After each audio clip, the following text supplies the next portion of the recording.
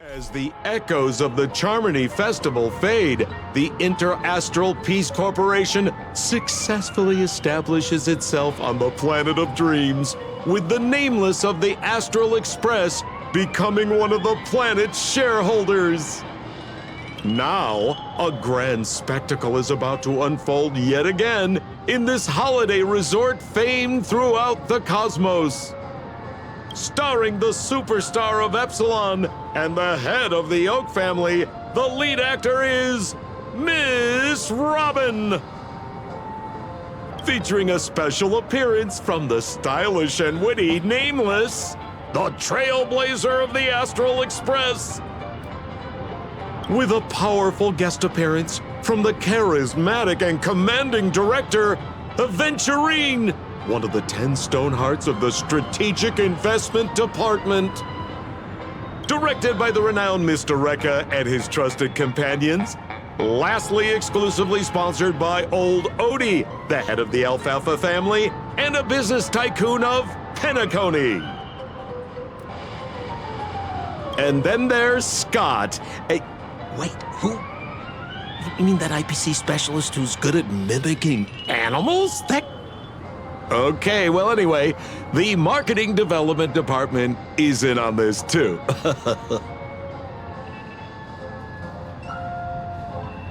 Sweet Dreams and the Holy Grail War, now airing across entertainment channels throughout the universe.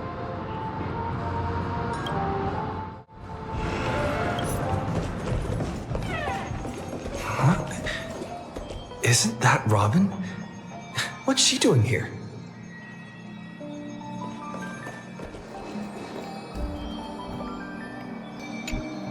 It's been a while. Mr. Scrullum said you'd stop by today, so I figured I'd wait here for a bit. So this is the device for testing the divergent universe, huh?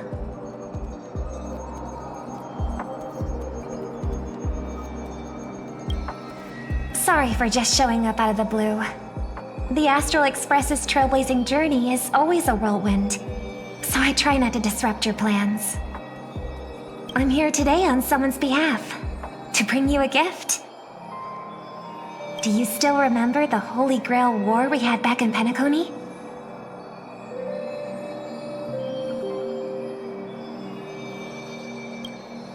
I knew you wouldn't forget. Even in a dreamland like Penacony, that was a once-in-a-lifetime experience. However, every time I think back to our adventure, some details get a bit hazy.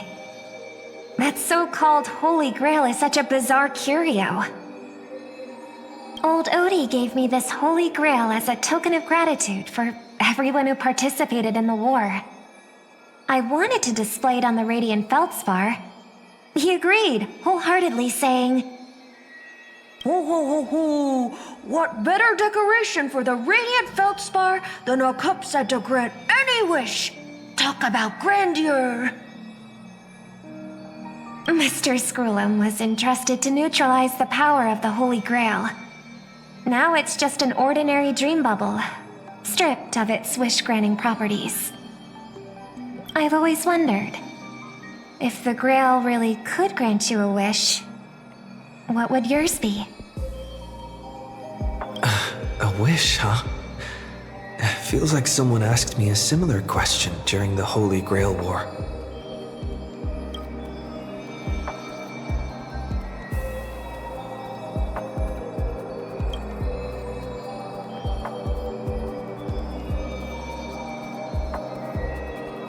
As Penacony's last festive superstar, he was once the center of everyone's attention. And now, with the unprecedented first Penaconian Holy Grail War about to kick off, he is back in the spotlight. Come on, buddy. Show the audience that, what is it called? Tattoo on your hand? It's the command spells. Right. Command spells. Proof of your selection to join the Holy Grail War. They say its power lets you command legendary figures from Penacony's history to fight for you. And now let's give up the floor to the star reporter of the Crystal Daily. So, honorary member, if you win the Holy Grail, what wish would you want granted?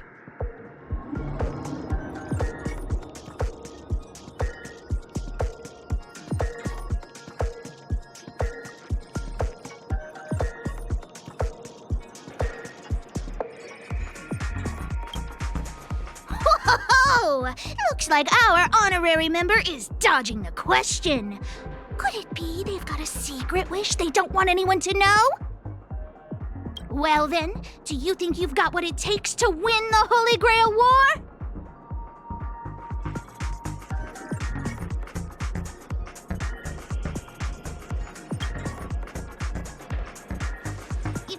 Right. So, honorary member, which legendary figure from history are you planning to summon? Oh, don't tell me you're as clueless about Penacony's history as I am. Aw, come on, buddy. It's a rare treat for us Balabagian folks to travel off-world. Running into an old friend on an alien planet? That's pure joy. Sure, the occasion might be a little weird, but don't tell me you don't recognize us.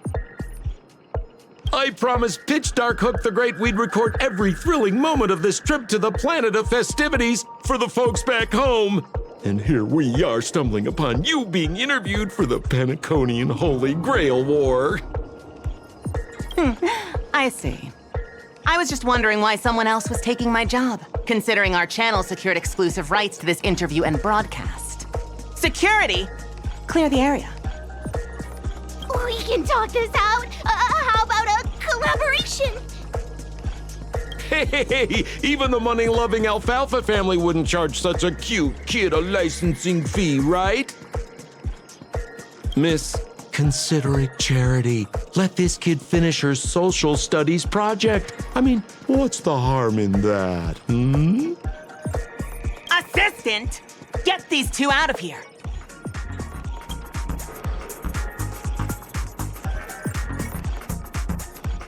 The Alfalfa family proudly presents the first Penaconian Holy Grail War. We'll be following the Masters every step of the way, bringing you the freshest, most exclusive coverage. Before we continue our interview with the Nameless about the Penaconian Holy Grail War, let's cut to a quick commercial break. Ladies and gentlemen, I'm sure you've all heard the legend of the Holy Grail, haven't you? Across the vast cosmos, such tales abound.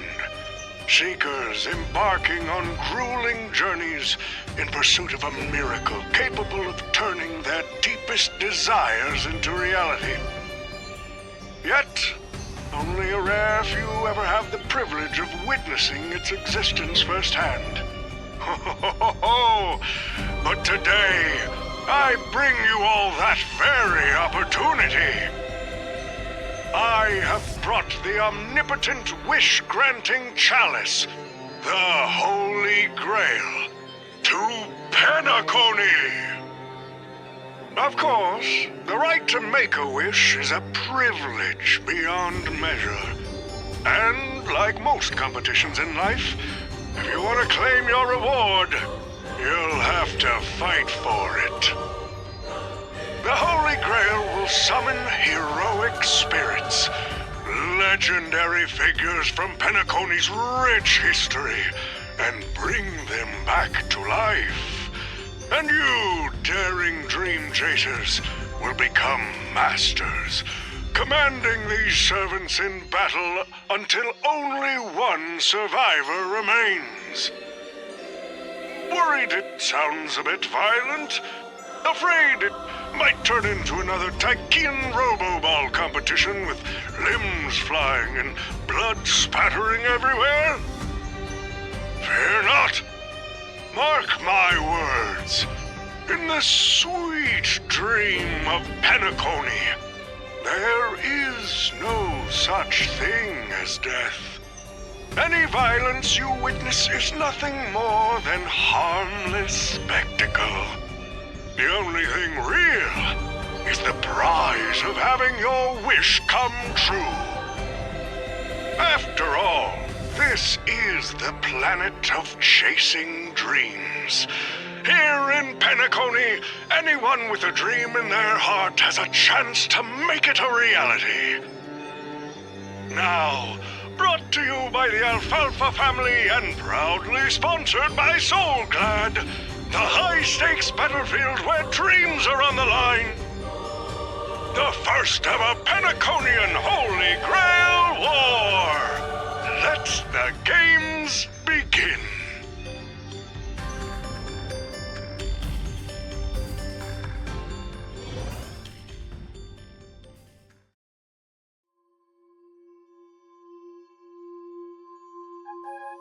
Terrific! I loved how you used the word survivor instead of victor to rally the contestants.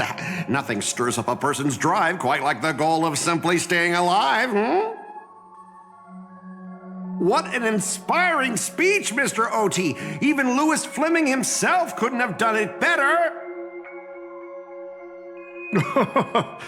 Easy on the sweet talk, kid. I'm not here for your flattery. I brought you in because I expect you to give it your all and become the survivor. Don't get me wrong, Mr. OT. I'm honored you picked me, but I'm just a nobody, a bottom-tier cog in the IPC. And if the rumors are true, you're not exactly a fan of the IPC, so why me? I sent invitations to Penacony's top shareholders and family heads, welcoming them to join this Holy Grail War. Some accepted. Others turned their noses up, dismissing my carefully orchestrated spectacle as just a marketing stunt. Seems like living in luxury has dulled the ambitions of the so-called elite. But underdogs like you're a whole different story. Now, remind me again, what wish would you make to the Grail? Me, Scott? I'm just a lowly grunt trying to climb to a P45 corporate rank.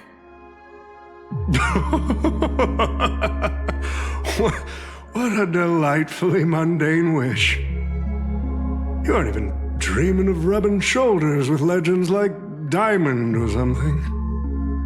But compared to lofty nonsense like world peace, your dream is refreshingly grounded.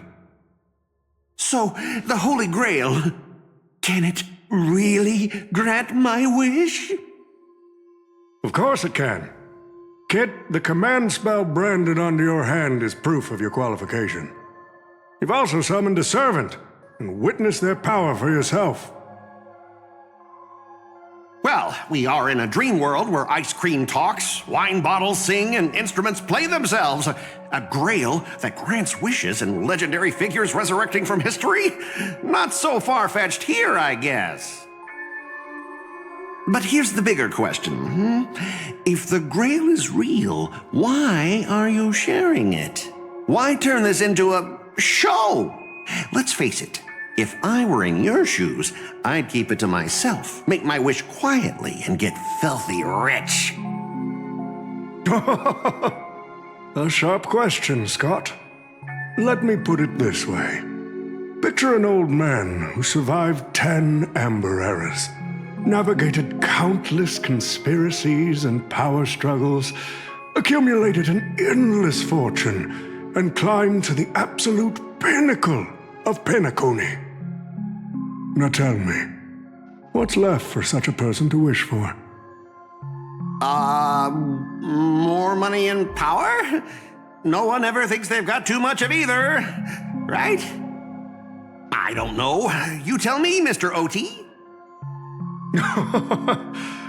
You're already getting close, kid. But a single wish, that's far too small to satisfy me. I want to transform the Holy Grail War into an unprecedented form of entertainment in Penacony.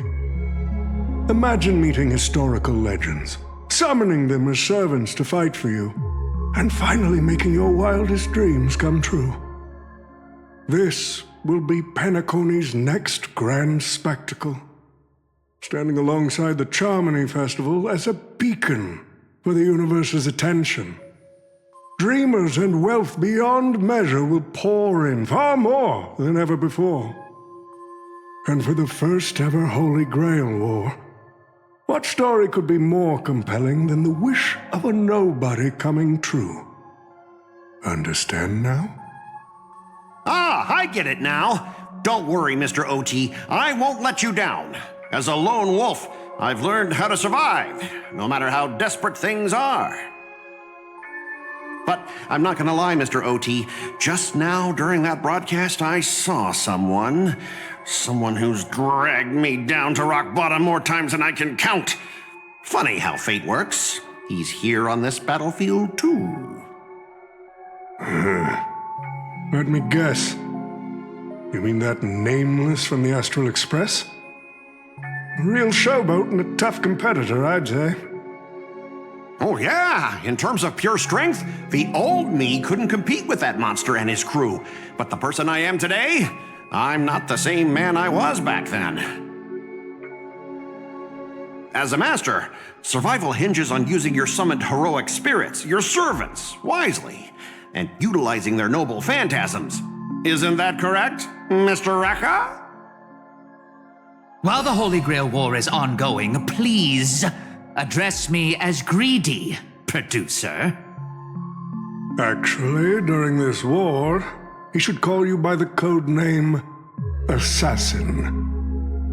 You're right. In the current penacony, the name greedy carries no weight. Best not to bring it up. You got a chance at a second life. It's best to let go of fragile pride, old friend. Names tie you to your past. They also expose your weaknesses. A wise competitor hides their true self from the opposition. Listen up. I had to offer him film credits and the chance to experience a heroic spirit's memories just to convince that director to act as your vessel. You've always dreamed of creating a masterpiece that would shake the world and cement your name in history, haven't you? On that point, you and Mr. Reca share the same goal. Don't waste the opportunity I've created for you. Go record the stories of the participants in this Holy Grail War, and help this ambitious young man by your side fulfill his wish. Following my master's command, my noble phantasm has already been trained on those you invited. I can show their movements to you both in real time. Well done, Assassin! With an ability like this, we're sure to stay ahead of the competition. The participants who have accepted the invitation and plan to join the Holy Grail War are already under my noble phantasm's watch. So, producer, which one do you want to check out first? Producer, time's ticking. Let's hurry and check out the other participants.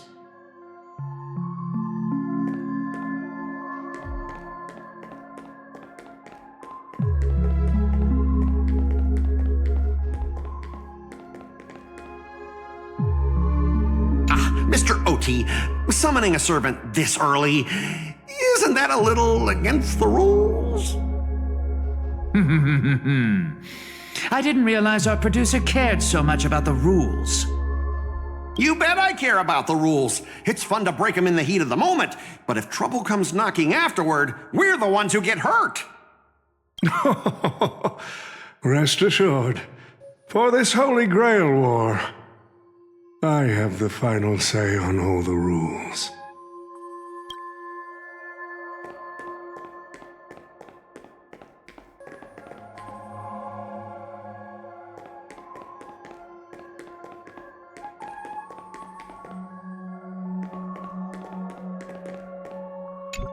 Using memory bubbles as invitations. A very Penaconian thing to do. But what's even more Penaconian is this omnipotent wish-granting chalice. Oh, listen to that. Doesn't it sound like a cheap business scam? Only someone from a backwater place like Eurilo 6 could be fooled by a trick like that. All Old Odie is serving up the nectar. But what kind of poison is mixed into the cup? Madam Jade. Now don't tell me you're actually trying to figure out what kind of game this old man is playing. Why not? Penacony's biggest tycoon throws away his usual image of polite deal-making to invite the family heads and shareholders to participate in this dream contest, promising afterward to grant a wish that someone could never fulfill on their own. Isn't that fascinating? Fascinating? Well, people with real power wouldn't waste a second of their time on something like this. I mean, who would lower themselves just to entertain him? And if this so-called Holy Grail turns out to be nothing but a marketing gimmick, then things are gonna get really interesting. Old Odie knows that better than anyone. So what kind of return is big enough for him to risk the Alfalfa family's entire reputation? So, you believe this omnipotent wish-granting chalice might actually be real? Across the cosmos, ceremonies that tap into a path's power to create miracles aren't uncommon. The credit contracts I make with people, aren't they a form of wish fulfillment too? And even more so, are the cornerstones we received. So does that mean you're interested in accepting the invitation? I am interested in the Holy Grail War, but not in the Grail itself. What intrigues me are the people who join this war for a so-called miracle. Well, placing your hopes and dreams on some unknown Holy Grail. It's like dousing yourself in oil and diving straight through a ring of fire. Doesn't look promising, but it'll be one hell of a show.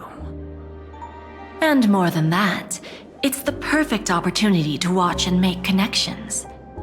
Only one lucky fool will walk away with the Grail. But the Bonajade Exchange, no, the IPC's Strategic Investment Department can grant everyone's wishes. Our future strategy calls for more allies. Adventurine, you're going to accept the invitation and join the Holy Grail War, aren't you? I knew it. Penacony and I just can't seem to stay apart. But I have to say, the way they mark the participants, not exactly pleasant.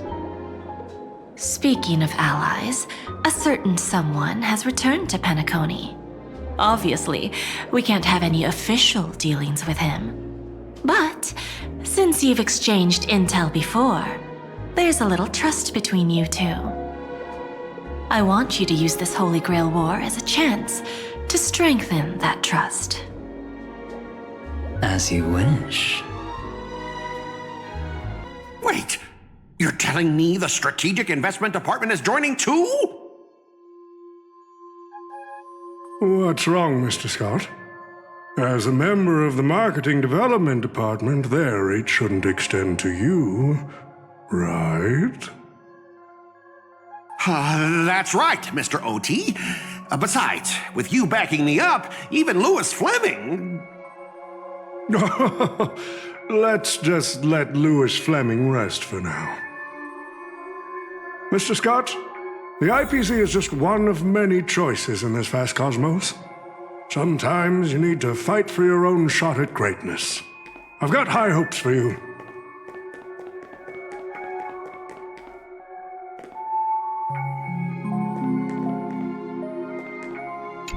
Mr. Pom-Pom, it's been a while. Now that's forking hilarious. Girl, I know my identity's a little touchy, but here in Dreamflux Reef, just call me by my name, all right? It sure has been a while since we last saw each other. Not since that monkey raised hell here. How'd your agent even let a big-time star like you put on a street performance like this? A true singer doesn't only perform for the ones who can afford front row seats. But you, Mr. Boothill, your appearance here means something big's about to go down again in Dreamflux Reef, doesn't it?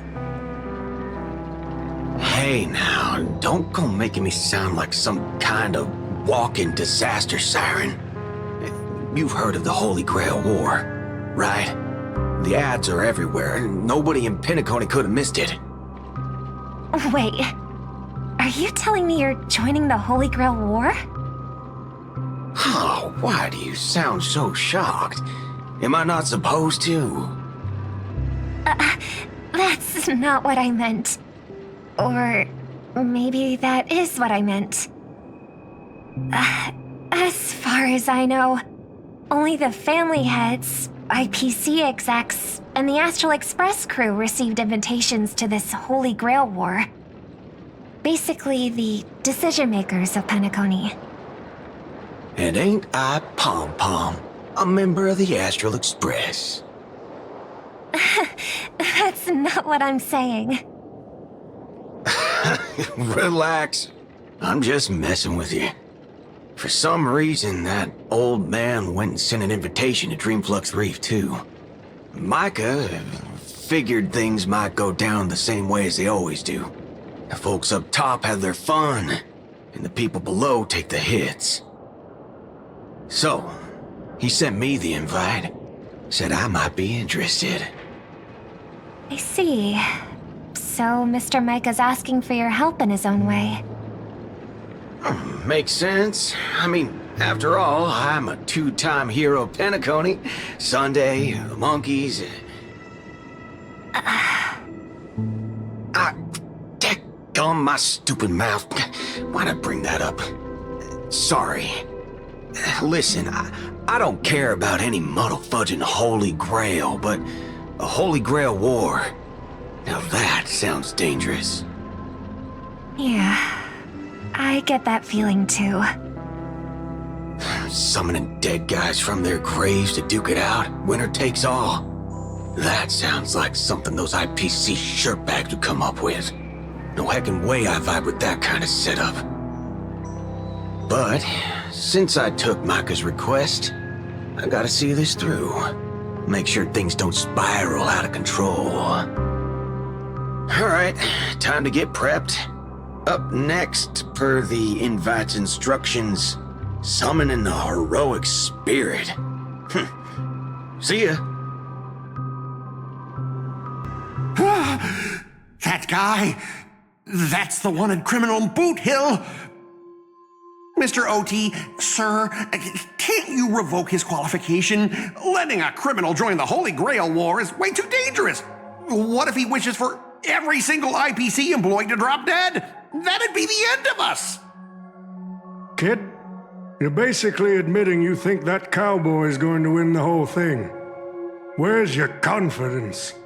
You gotta keep your head in the game. Once you accept the invitation and are branded with the command spells, your qualification as a master can't be revoked.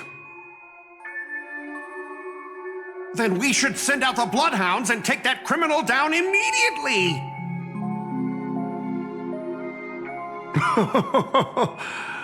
But Mr. Boothill wasn't wrong, was he? He saved Penacony twice before.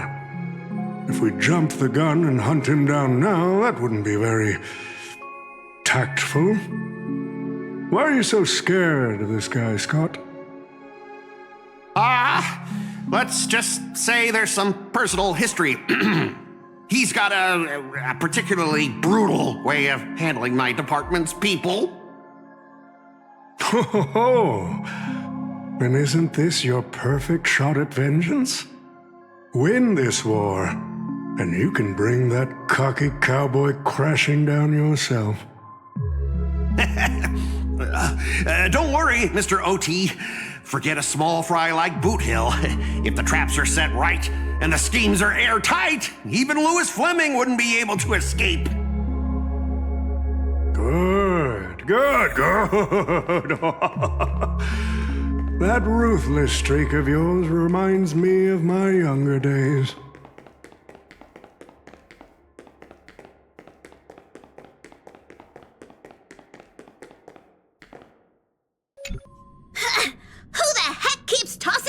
garbage around.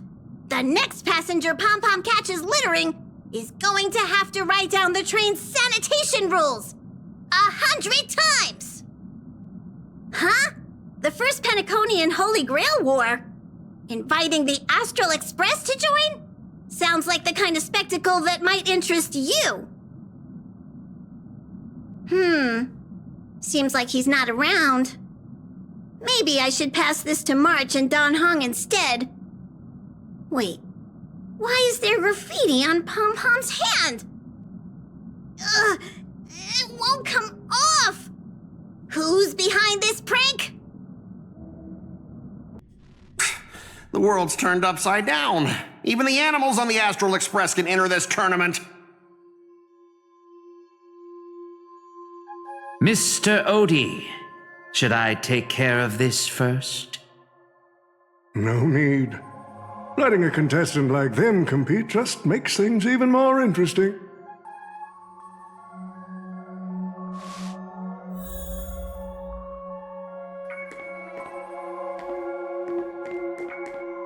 The stage is set, and the characters are all in position.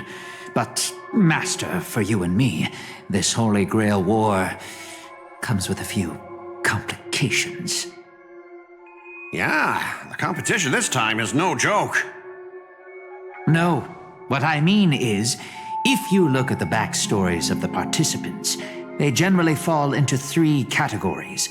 Those who are in direct competition with your department, those who have a personal grudge against your department, and those who see you as their sworn enemy. In other words, from a narrative standpoint, every single participant we've identified so far is likely to target you first. It's us. You call that a complication? Like I didn't already know everyone here has a bone to pick with me? A little personal wisdom. Not everyone is your enemy, kid. Learn to separate conflict of interest from personal vendetta. And the key difference? The first one can be negotiated. The second? Not so much. So, if I were you... You'd deal with the personal vendettas first. Much appreciated, Mr. OT. I'll keep that in mind. What a poetic twist. Old rivals, now destined to settle the score on the Holy Grail War's stage. Lucky for me, I drew the best possible card. Assassin. With your noble phantasm, we should have the upper hand. That said, knowing your opponent's next move isn't enough. It's like having a script but never actually shooting the film. Let me remind you, Master, your least favorite nameless is preparing the ritual to summon a servant right now. Nameless, I gotta take care of you first. Can't have any loose ends hanging around. Next up is the moment we've all been waiting for. The Nameless will step into the summoning circle, chant the spell, and summon one of the greatest souls in Penaconian history. Who will it be? The legendary Dreamweaver Glocks? Or perhaps the first Bloodhound? Let's find out! The stage is set. Now step into the summoning circle and begin the ritual.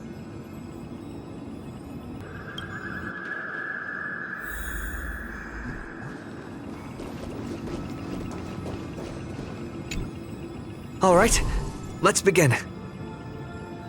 Heed my words. My will creates your body, and your sword creates my destiny. If you heed the Express's whistle and obey the crispy, crumbly pom-pom pie, then answer! I have not come to bring all the good in the world, but I am fated to perish, defeating all evil in the world. 7 souls flowing from the Amber Lord's stony heart.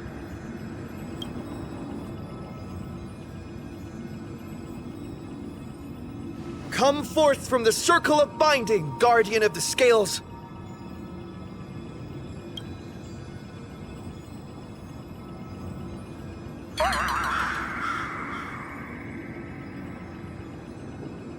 So, where's the servant?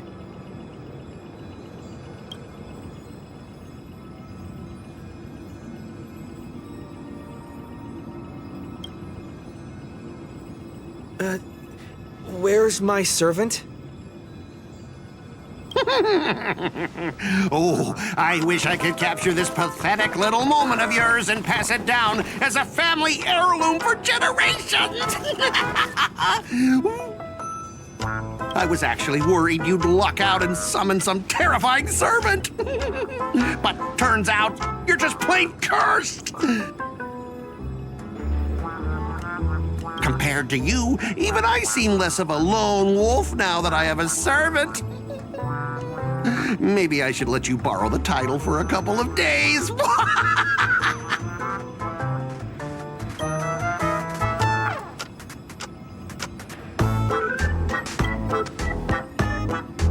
You think you can take a cheap shot and beat me just because my summoning failed? Listen up, lad. Let me teach you why rules matter. This is the Holy Grail War. Having a servant versus fighting alone? That's the difference between wearing power armor and charging in shirtless. Let's not waste time. Your summoning ritual just flopped. This is the perfect moment to serve you every ounce of humiliation you once dealt me, with interest. But hey, I'm a fair guy. Since you failed to summon a servant, I won't use mine to beat you either. Boys, go get 'em!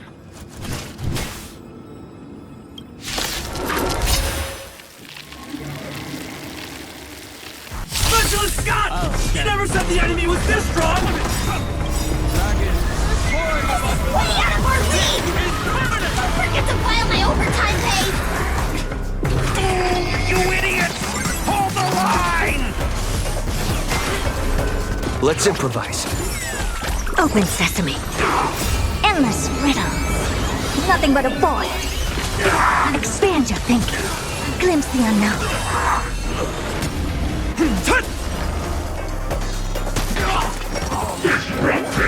Still the same old.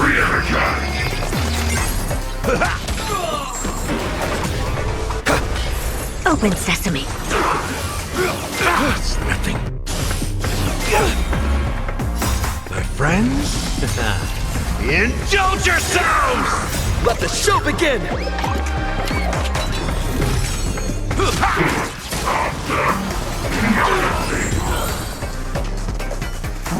These useless mooks are even worse than I thought. Anyways, just fall back for now.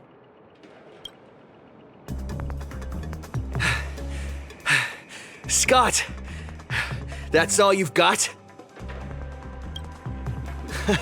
Guess it's my turn to hunt you down now.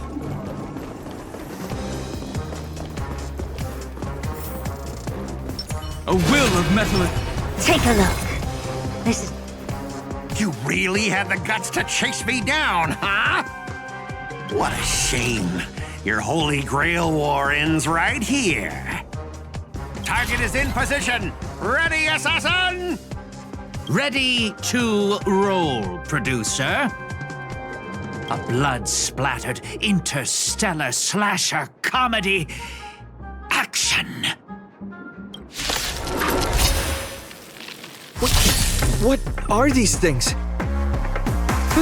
Just some disposable extras. Nothing special. Watch your mouth! You're very valuable to me!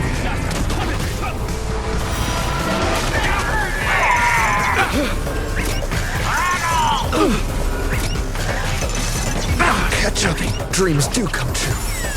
Open sesame.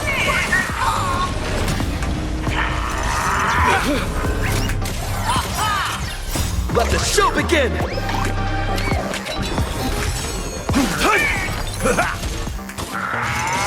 I'll catch up. It's nothing. change your thinking.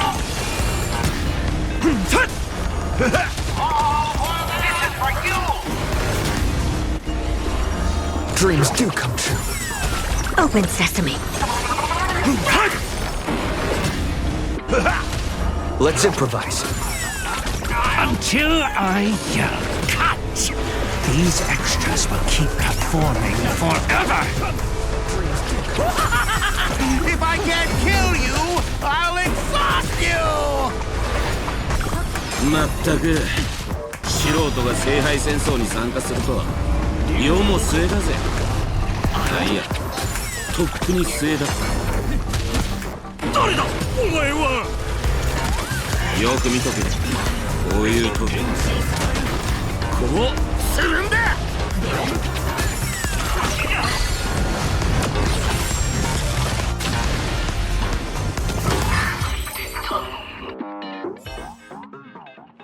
That spear! What just happened? It wiped the field!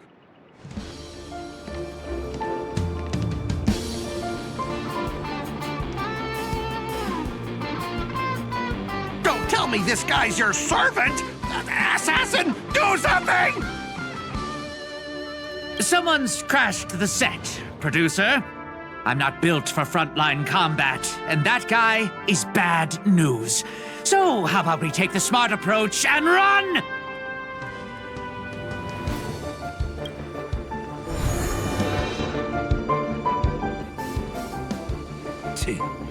マスターまで霊体化させやがったか。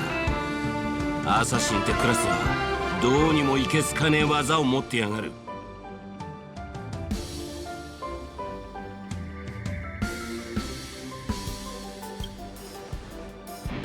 そう見えるか。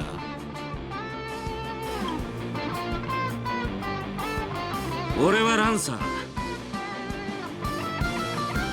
当然これが神明ってわけじゃねえが、お前はすぐこの舞台から降りる身だ。わざわざ名乗る意味もない。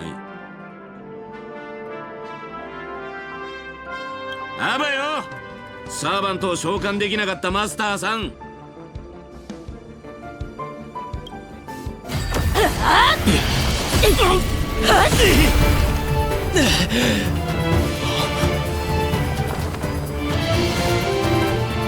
とあなたが私のマスターか。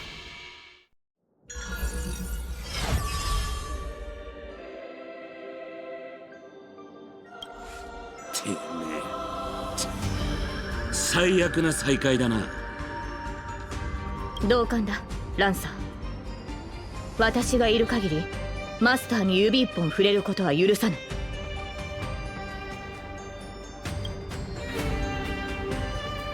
喜べ小僧、お前は特賞を引き当てた。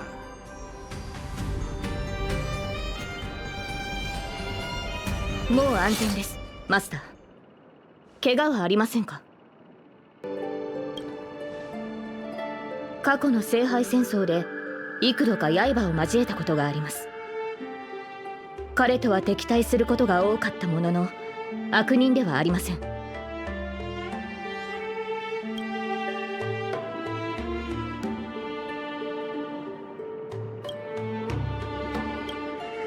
はい、それには私も気づいていました。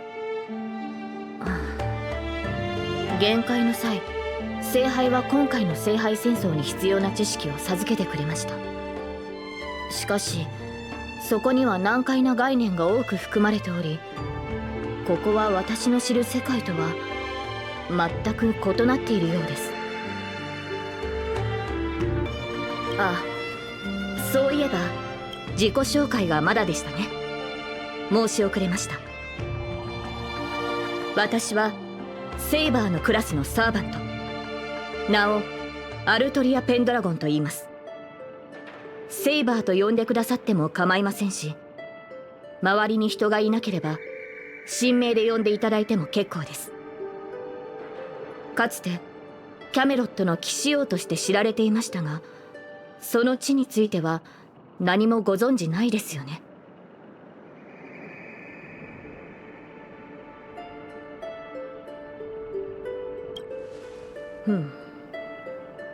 どうやら異なる世界であっても何かしら共通点はあるようです。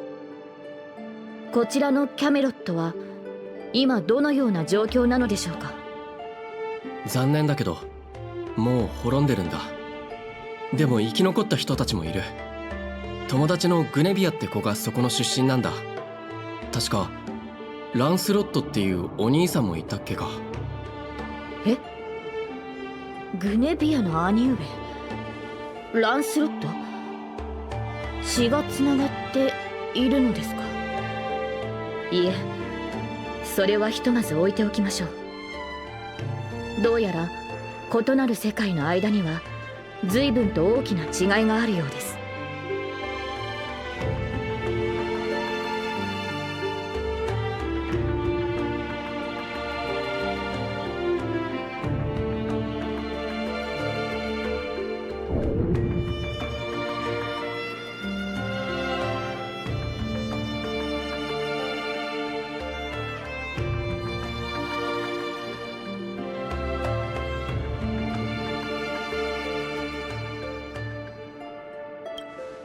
申し訳ありません。初対面でこのような見苦しい姿をお見せしてしまうとは。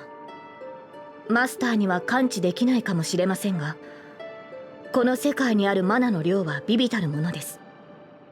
加えて私のような誰にも知られていない他の世界の英霊は知名度や神秘性による追加の力を得るのが困難となります。そうなると力を維持するには膨大なエネルギーを摂取する以外に方法はありません。つまりマスター、この近くに比較的量の多い食事を提供してくれるお店はないでしょうか。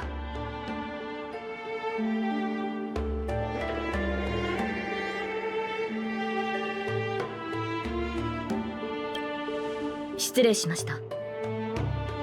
ですが初めて会ったマスターへの最初の要求がたくさん食べさせてほしいなどとは王としての品位に欠けているのではないかと思いましたので、理由を説明しておきたかったのです。じゃあここの名物の天か手羽バーガーを食いに行こう。そっちの世界にはない食べ物だろうし。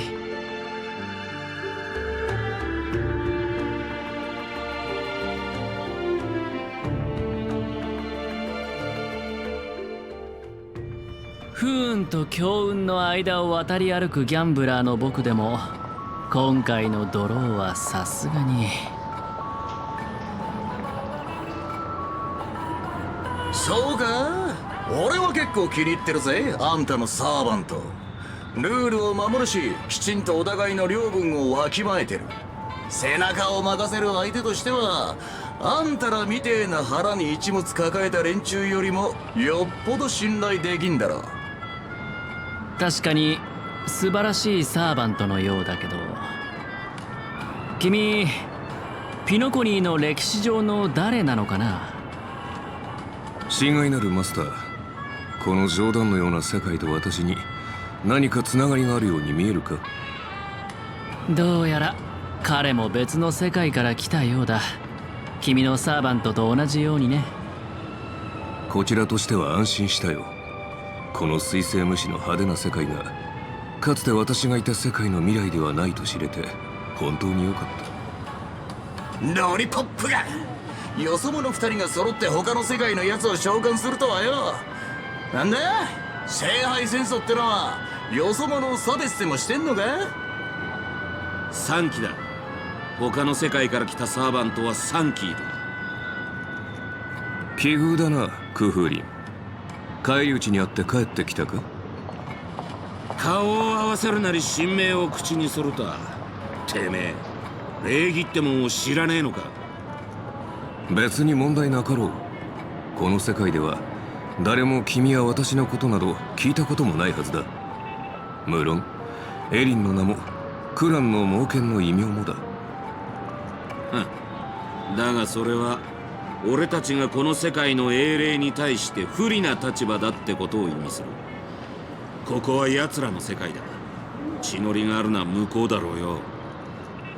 にしてもあんちゃんよ、ちょっと様子を探ってきただけでなんでそんなヘトヘトになってんだ？ったく、それがよ、あと少しでマスターを2人まとめて片付けられるってとこでアサシンがチャチャを入れやがってな。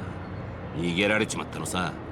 その上灰色頭が召喚したのが他の世界の英霊で。ベイビーが灰色頭だと？おいおい、あいつは味方だ。何してやがる？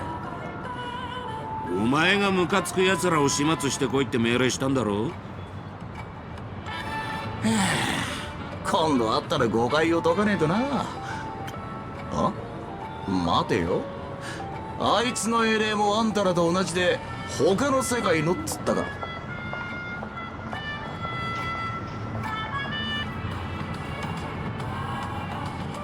そうだマスター、あれは俺たちのよく知るセイバーだ。彼女が？これは予想外の再会だな。君たちってよく自分の世界じゃない場所に召喚されるのかい？自分の？俺たちサーバントっつうのはほとんどの場合自分のじゃねえ境遇に身を置くもんだ。時代、国、戦争、全て他の誰かのもんだろう。しかしこうも異なる世界を見るのは初めてだな。だがまあ抑止力の守護者として、それが何なのかは君たちが知る必要はないが、私はもとより誤った聖杯戦争に現れるべき存在だ。他の2機もきっと似たような理由でこの世界に来たのだろう。なるほど。つまり俺たちはお前の巻き添えを食らったってわけか。誤った聖杯戦争？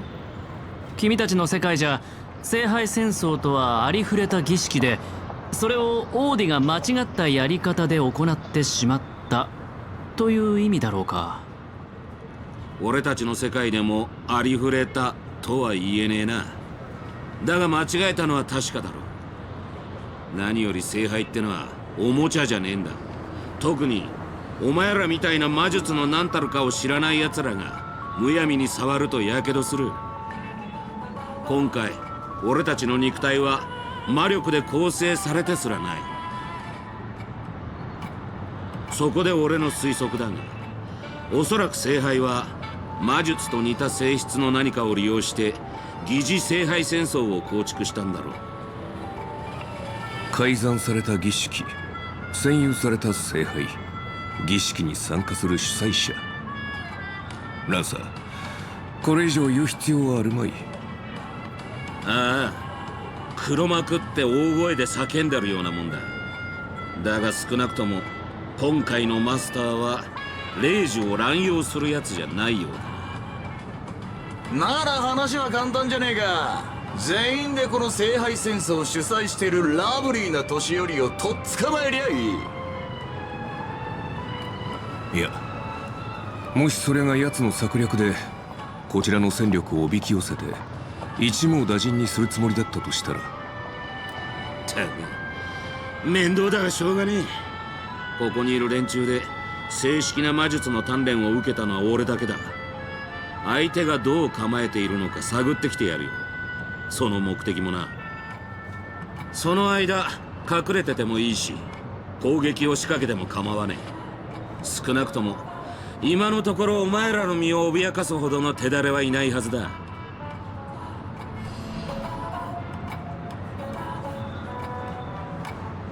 んだよ、あいつからメッセージ？タイミング悪いな、ベイビーが。なんだこれ、ジャンビの騎士に取りつかれでもしたか？まあいい、あいつがこんな調子なのは今に始まったことじゃねえしな。おや、もうお咎めの連絡が来たのかい？いや、クラークフィルムランドに来いってよ。手を組まないか話がしたいんだと。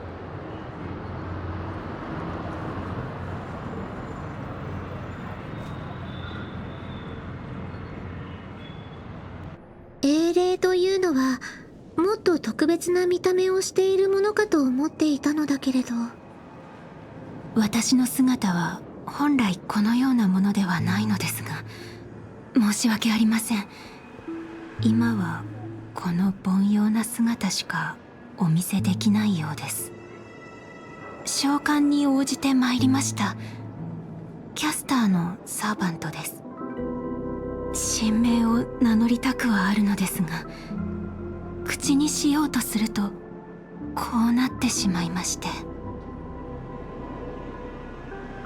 不協和音。でもあなたの名前なのにどうしてそんなことが？私の名前は商標登録されていて、すでにその権利はこの手を離れているのです。申し訳ありません、マスター。その呼び方は慣れないから、よければロビンと呼んでくれないかしら。ではロビンさん、あなたを失望させてしまうのは心苦しいのですが、私は所詮夢追いの時代に活躍した今や忘れ去られた役者に過ぎません。目にも止まらぬ新陳代謝を繰り返すエンタメ産業の中で剥がれ落ちた垢のような存在です。もちろん輝いていた時期もありました。私が誰か、古紙の山に埋もれた昔の雑誌をめくれば答えが見つかるかもしれませんね。かつては永遠の銀幕の霊人、シュペが落とした金の音符などと呼ばれていました。他にも様々な肩書きを持っていましたが、デビューしてからは自分の名は私のものではなくなりました。それは死んだ後も同じこと。たとえ墓から掘り起こされ、新しい世界でかつての古びた舞台に再び上がったとしても、自分の名を語ることはできません。少しでも口にすれば不協和音にかき消されてしまうのです。でもそれは私の、紛れもなく私の名前なのです。すみません。大丈夫よ。それで心が落ち着くのなら何でも話してちょうだい。その気持ちはよくわかるわ。私も時々感情を抑えきれなくなることがあるもの。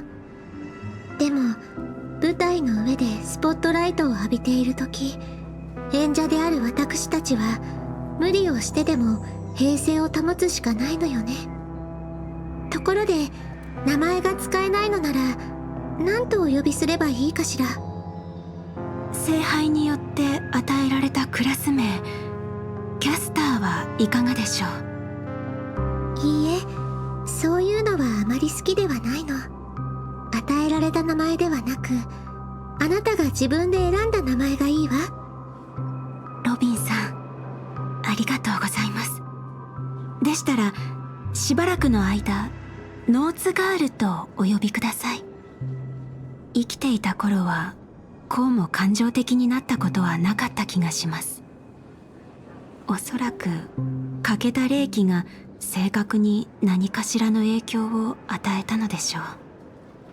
神明も宝具もなく、残されたのは滑稽な演技の才能だけですが、微力ながらあなたのため、そして私自身のために最善を尽くすつもりです。共に聖杯に願いを叶えてもらうチャンスを勝ち取りましょう。あなたは勝ちたいのね。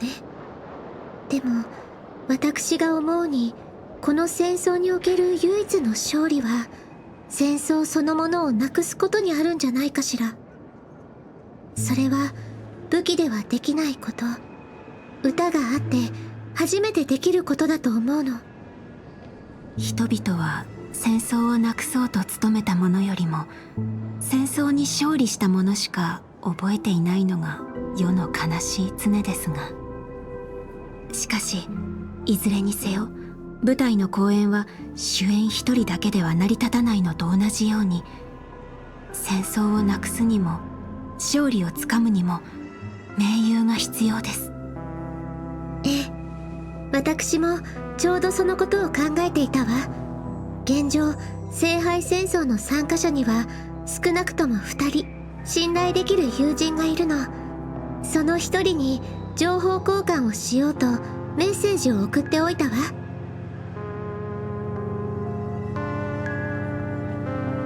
ピノコに雲のように空を漂う街。勝手に口の中に飛び込んでくるアイスクリームと綿あめ。本当に不思議な場所です。マスターの言う通り、ここは夢に浸っている世界なのですね。しかしこのドリームリーフという地に足を踏み入れてから、ピノコニーは確かに聖杯が選びそうな世界だと納得しました。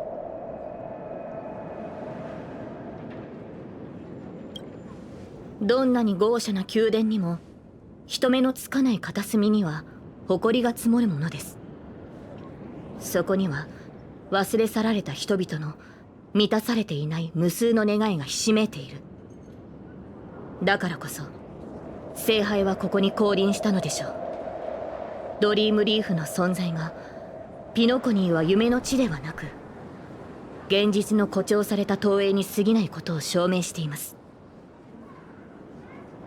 その話はまたにして、とりあえずご飯にしよう。セイバーのお腹の音を聞いてたらこっちまでお腹空いてきた。ですがサーバントとして限界する際はその世界の通貨を持たないのです。マスター、手持ちは大丈夫でしょうか？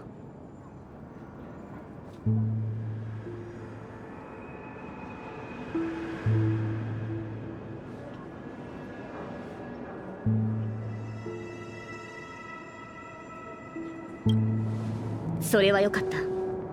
このご恩には必ずや輝かしい勝利で報いると誓いましょう。見えてきた、セイバー。あそこが無教ファストフード店だ。未知の世界の食堂。どのような食に出会えるのでしょう。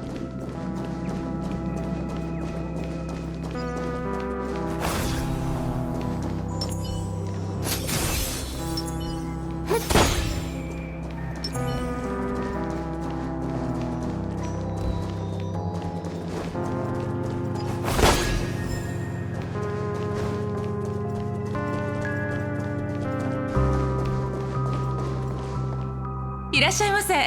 ご注文はどうしますか？あら、我らがスター・オブ・ザ・フェスティバルじゃない。あなたも聖杯戦争に参加してるのよね。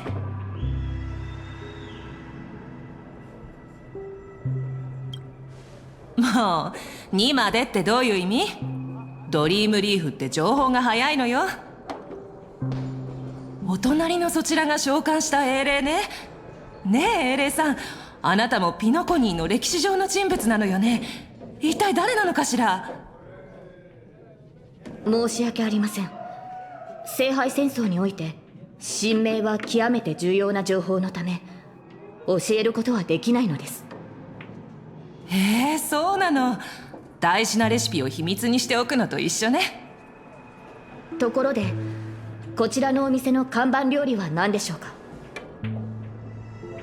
ドリームリーフが初めてなら転換手羽バーガーをおすすめするわ。他ではまず食べられない美味しさよ。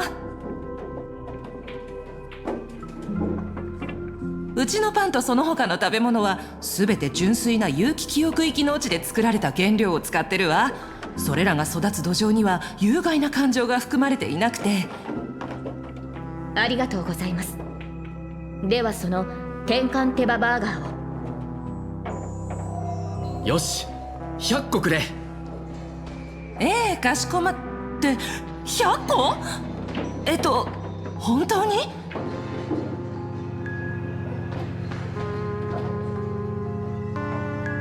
今の彼女には何よりもエネルギーの補給が必要だから。量も量だから少し時間をいただくわね。ちょっと待っててちょうだい。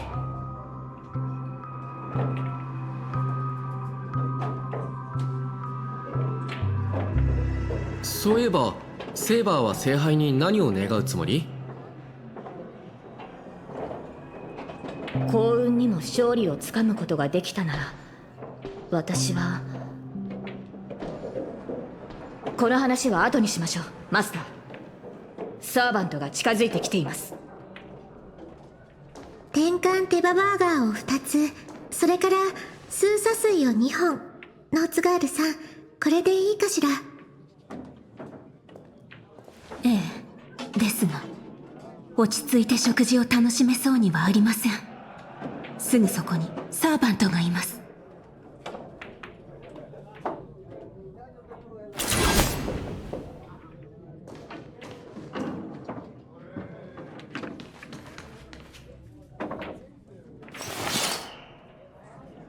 お久しぶりね。ノーツガールさん、こちらが先ほど話した信頼できる友人よ。マスターのご友人でしたか。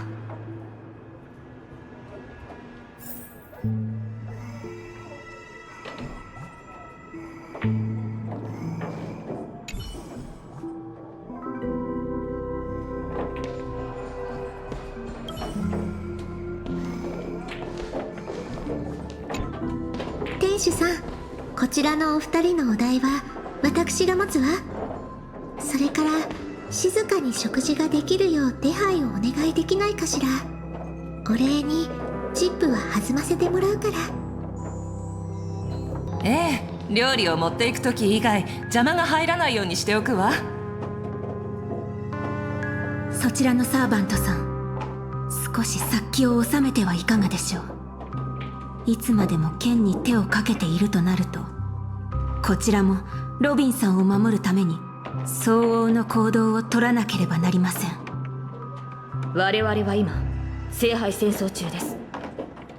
あなたたちがマスターに敵意を持たないと確信できるまで、この手を剣から離すつもりはありません。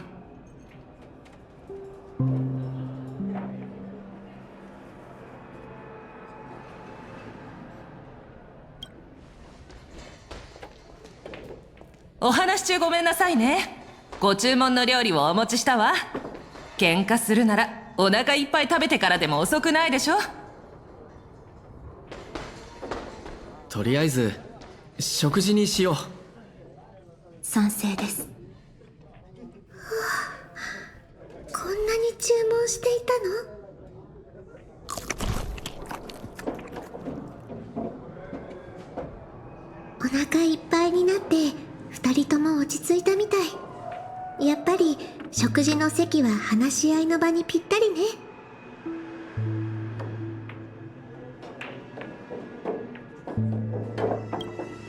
気にしないで。空腹が満たされた人の幸せそうな笑顔を見るのが大好きなだけだから。それにしてもあなたのサーバントって食欲旺盛なのね。セイバーさん、ピノコニーの歴史上にあなたのような人がいた覚えはありません。それもそうでしょう。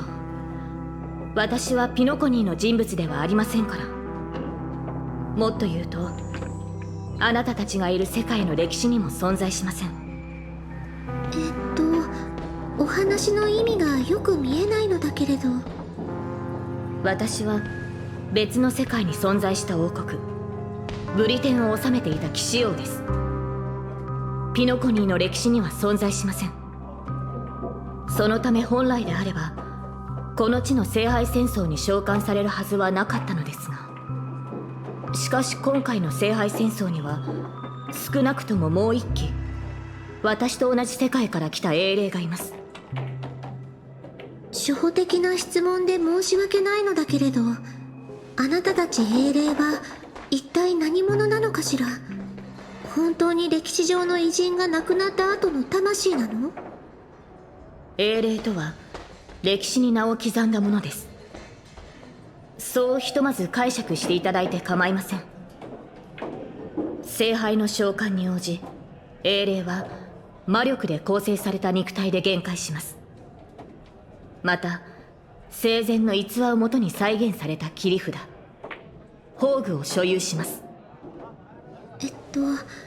魔力と宝具とは何なのかしら。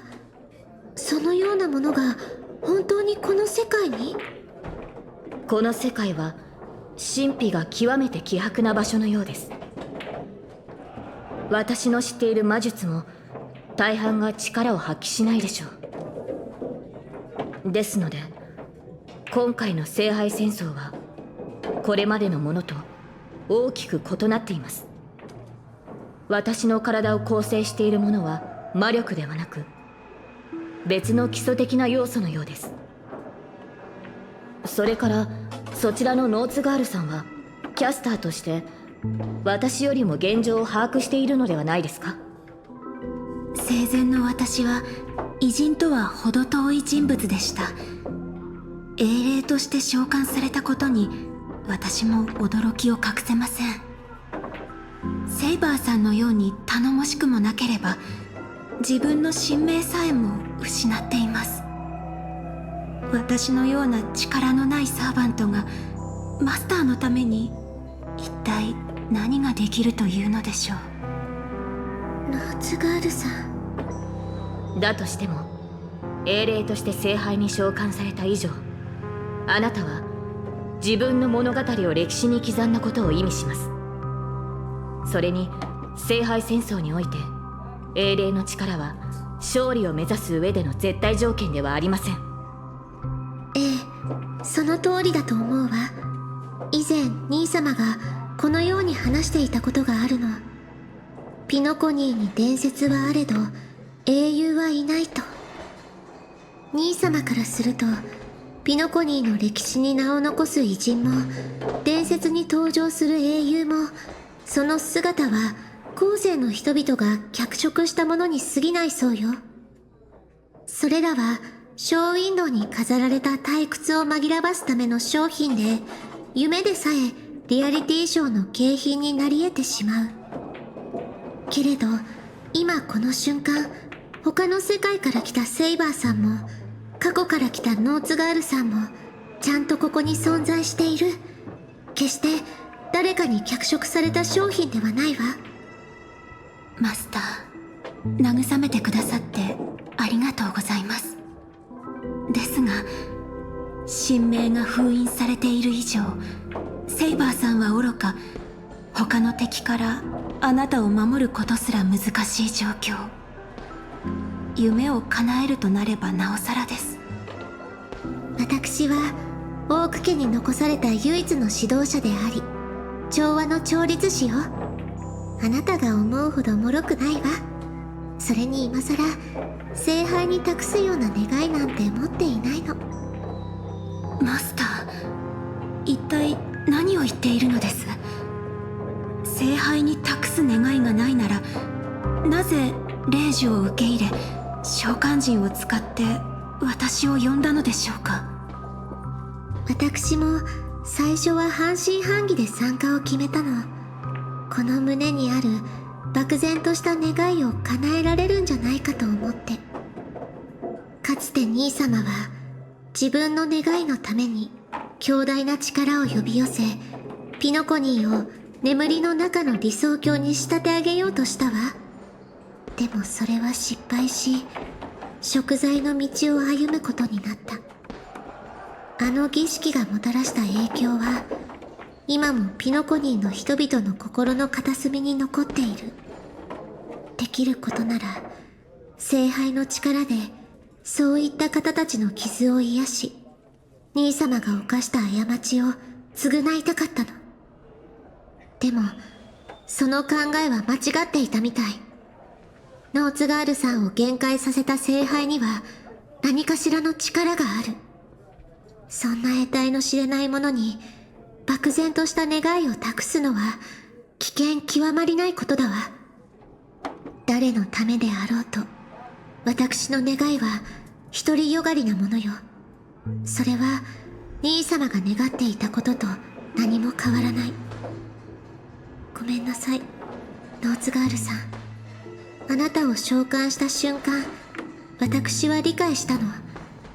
自分が行おうとしていることの意味をね。ピノコニーの人々はエナの夢に救いを求めるほど弱くないし、私ももちろん聖杯に願いを託すべきじゃないと考えている。それよりも今は王子さんが聖杯を利用して何をしようとしているかの方が気がかりなの。この聖杯戦争に不審な点が多いのは間違いありません。私のいた世界では聖杯戦争はもともと魔術師たちの儀式でした。その神秘性を保ってこそ奇跡を起こす力が生まれます。しかしあの王子さんは主催者でありながら儀式を大々的に喧伝した。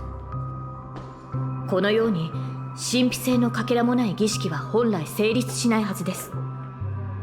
これまで幾度か聖杯戦争を経験してきましたが、今回のようなものは見たことがありません。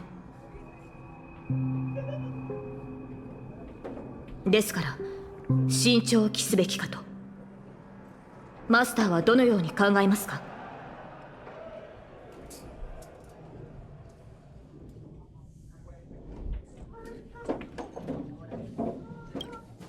ええ、そうね。私の知るオーディさんなら何があってもこういったイベントを中止しないでしょう。ええ、だからできるだけ多くの参加者を集めて同盟を結びたいの。この聖杯戦争の本当の目的、そして聖杯の力の本質がわかるまで安易に願い事をしないようにね。オーク家の後継者は実に優秀なようです。ですがその同盟計画はいささか考えが甘いかと。聖杯戦争に参加している以上、きっと誰しも叶えたい願いを持っているはず。また最後の勝者が決まる前に、あなたの信頼する友人とそちらのセイバーさんが私たちに刃を向けないという保証もありません。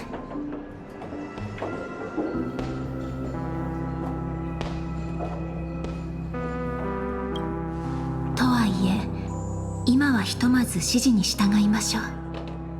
無論他のサーバントと交渉している間に状況が変化するようであれば話は別ですが。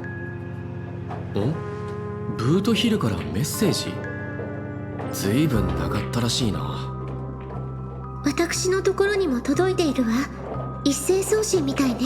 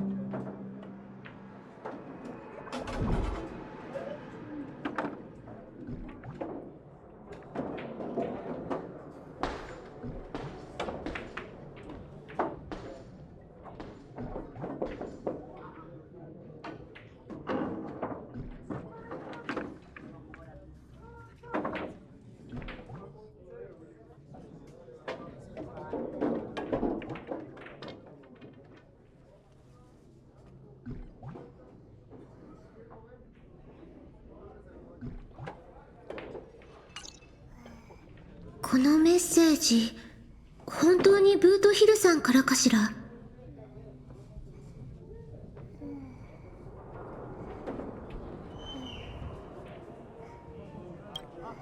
内容はともかく、ブートヒルさんはそもそも文字を打つのにあまり慣れていなかったと思うの。ましてやこういった格式ばった文章となると。どうやら殺し合いはもう始まっているようですね。やはり平和とは戦争の幕間に過ぎないのですね。そのブートヒルさんももしかするとすでにやられているかもしれません。いいえ、彼は腕の立つ方よ。こんなに早く負けるなんてありえないわ。きっと誰かが彼のスマホを使って私たちをクラークフィルムランドに誘い込もうとしているんじゃないかしら。それにしても随分と丁寧な招待状ですね。誘われたのであれば応じるのが礼儀というものでしょう。私もそう思うわ。それに今行けばブートヒルさんを助けられるかもしれない。どうかしら。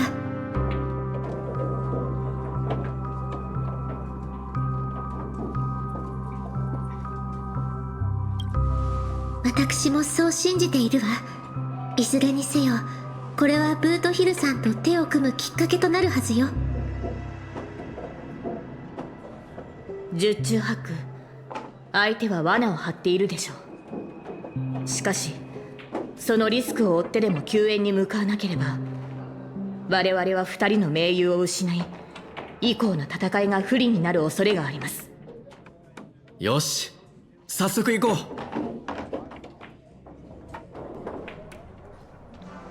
たく、待ち合わせ場所はここで合ってるよな。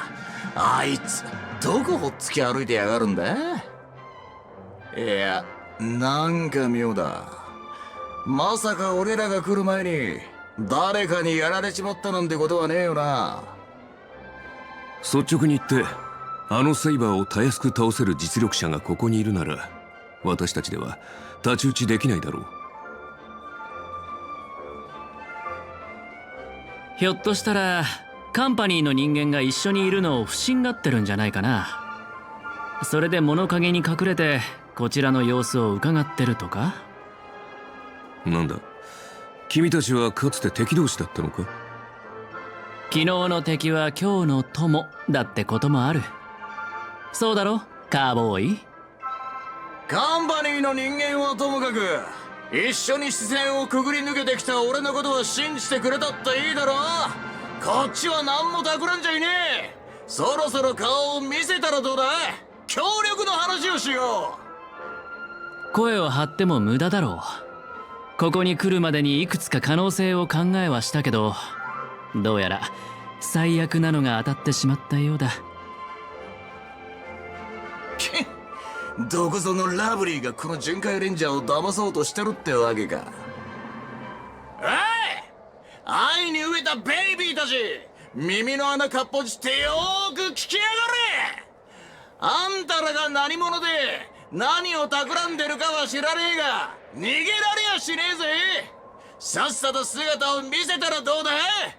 生まれ変わった時にもっと早く出てればよかったって後悔する前にな。聞いたか。出ていかないと生まれ変わった時に後悔するらしい。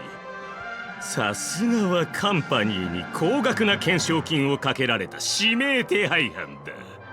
口を開くなり悪人オーラ全開だな。恐怖のあまり内臓まで震えてしまった。お前の隣にいるのは銃の赤心のアベンチュリンさん。なぜカンパニーの重役がそんな指名手配犯なんかと一緒に。もしそこのカーボーイの人質になっているのなら瞬きで合図してくれ。それともまさか二人は友人なのか。カンパニーの重役が指名手配犯と結託。アサシン、この素晴らしいシーンをしっかり撮っておいてくれ。君のサーバントはミスター・レック。いや、よく見ると雰囲気が少し違う。おい、レックの隣にいるやつ、カンパニーの制服を着てるが知り合いか。僕の顔を知ってる社員はツガンニアの砂漠の砂よりも多いんだ。彼が誰なのか知ってるわけもないだろくったとえ銃の赤心の一人であっても怖くはないぞ。戦略投資部がいくら偉かろうとうちの部門をどうこうできるわけないからな。聖杯を勝ち取ったら全員私の言いなりになってもらう。ひざまずいて誰もが私に許しを請うんだ。それから犬と豚の鳴き声を、いやカエルの鳴き声を真似させよう。聖杯を使って鳴き声の真似をさせるとは、なんともったいない。ところでオーディさんは君の部門にも招待状を送ったのかい？ピノコニーに派遣されたその部門の社員はごくわずかだったはずだけど、もしかして君は。おお、私の名前を聞いたことがあるのか？いや、ただの一般社員の名前をさすがに覚えてはいないよ。お高く止まっている重役たちは底辺社員を気にかけたことなど一度もないのだろうな。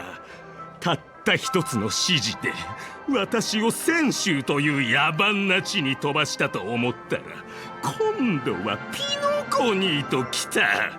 最初はいい仕事だと思ったが、まさか下を向いてピピ詩人たちとの商談に明け暮れることになるとは。おかげで首の痛みも悪化してしまった。だがそれらも全て過去となる。アベンチュリン？はあ、この私が代わりに新しい銃の赤心になろう。さあ、お前の宝具で私に勝利を捧げてくれ、アサシン。ようやくこいつのサーバントとやり合えるってわけか。あじゃあ戦闘準備だ。なぜそうも危機としている？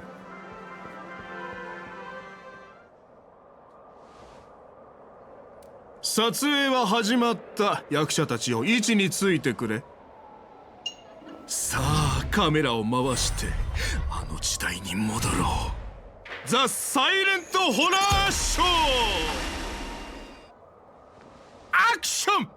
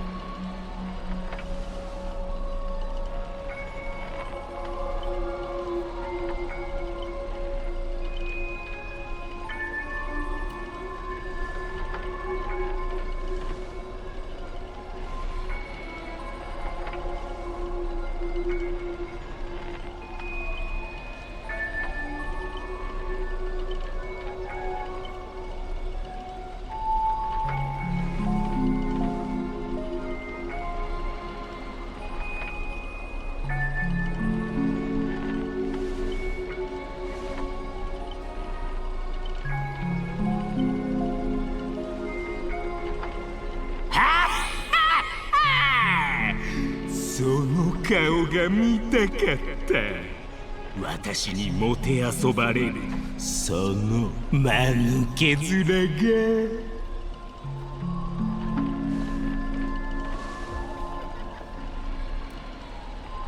それはもちろんこの私が主役だからだ。お前らのような脇役とはわけが違う。ああ、この恐怖に満ちた上映会で耳をつんざく悲鳴を早く聞きたい。おっと、すまない、忘れていた。アサシンの宝具の中では誰も悲鳴を上げることなどできなかったな。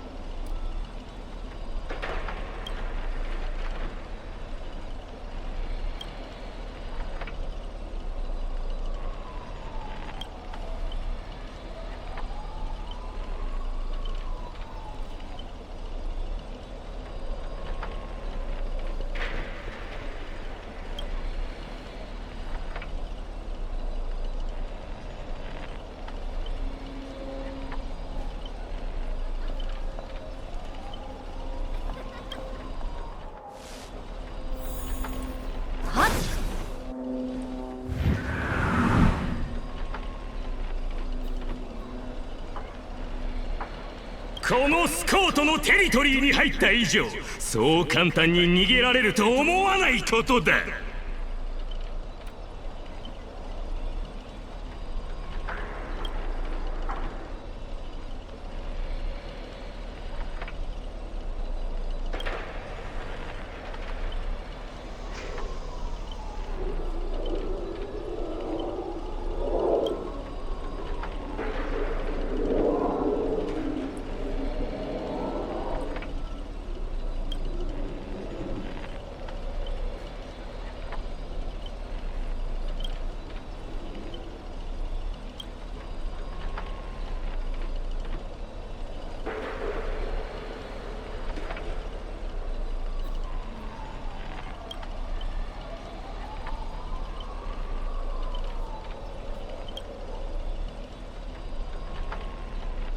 声も当てられてない脇役は黙っておけ。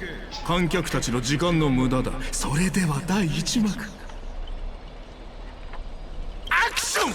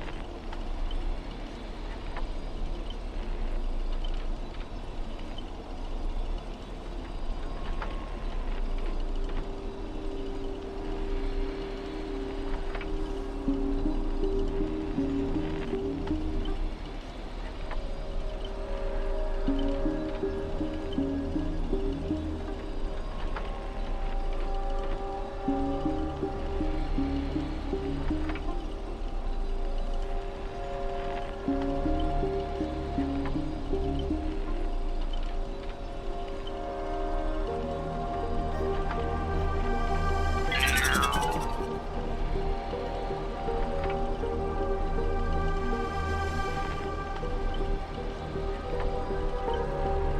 サシン、バカかお前は。なぜ神名をばらした？英霊にとってそれは弱点のはずだろう。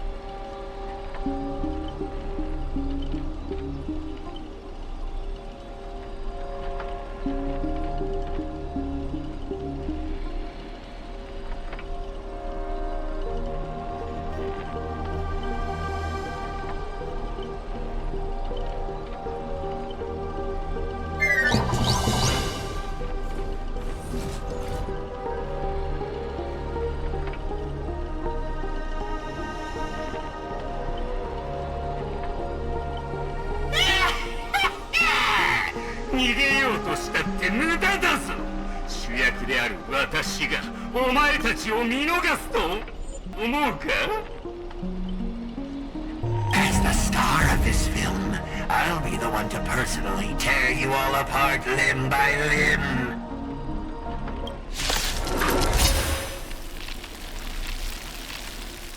You see these chainsaws in my hand. With assassin's power, these two poisoned saws can cut 3 times in the blink of an eye. That's 6 cuts in one go. My concealed sword chainsaw reversal. You won't escape me even if you turn into a swallow!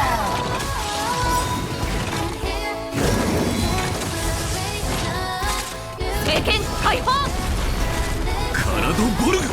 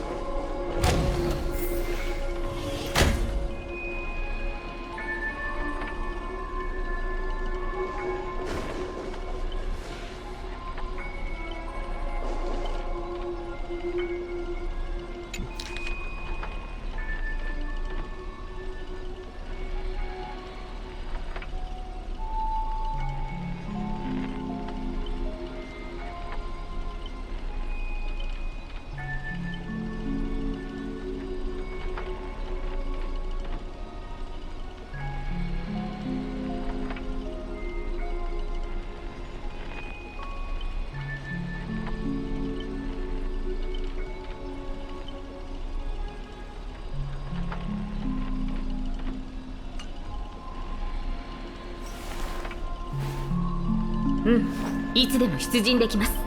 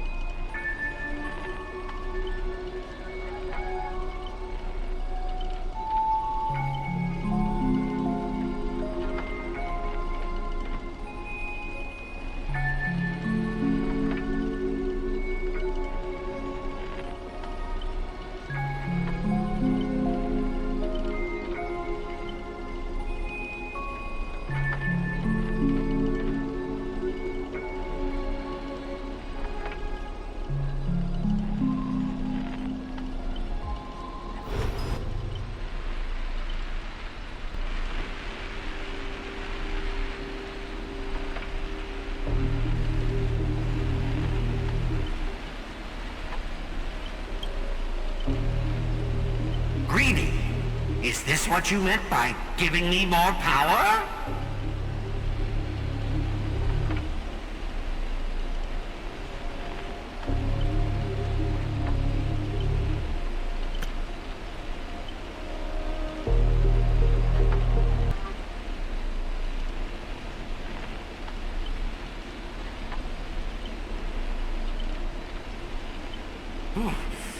I'm all fired up! Now, I will take back everything you took from me! You shall pay tenfold, no, 1,000-fold!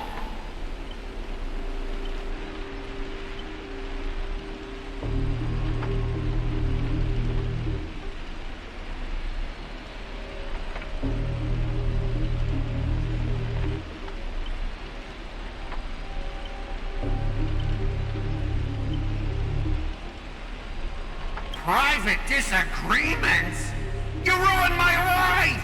You made me bark and oink and face a demotion, moving from one puny post to another in the cosmos, in despair and misery! And this is what you call it?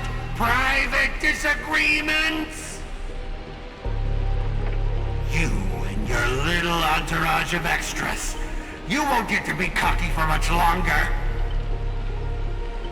The power inside me is breaking out, trying to be free. 1 Scot, 2 Scots, 3 Scots. My scalp is scratchy. 2 got stuck in there.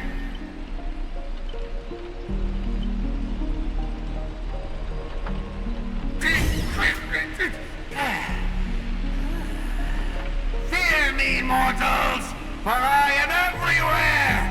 In your dreams, in your shadows, right behind your back! Now I, the Lord of the Wolf Pack, the 1,000-faced Scot, will devour all!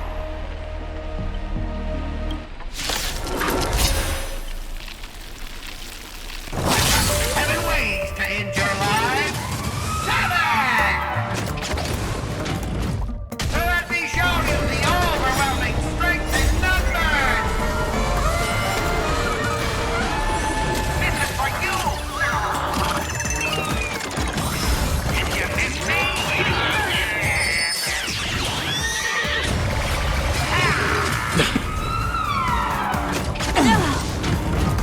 Receive divinity. Impressive. Expand your thinking. Glimpse the unknown.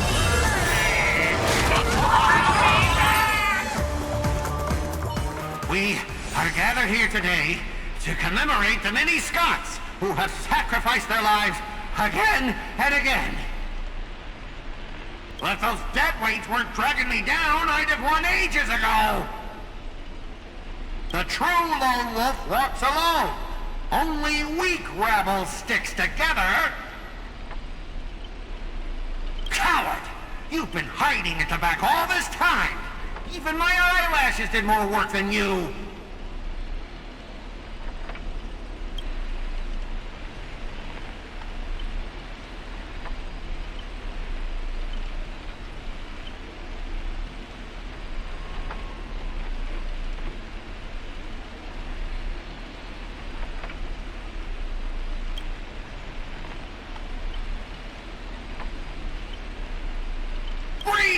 Do you still even want the Holy Grail? Go change the script on the fly! Move the stage props! Give me more power! Let me crush them all! Crush them in the palm of my hands like a true villain!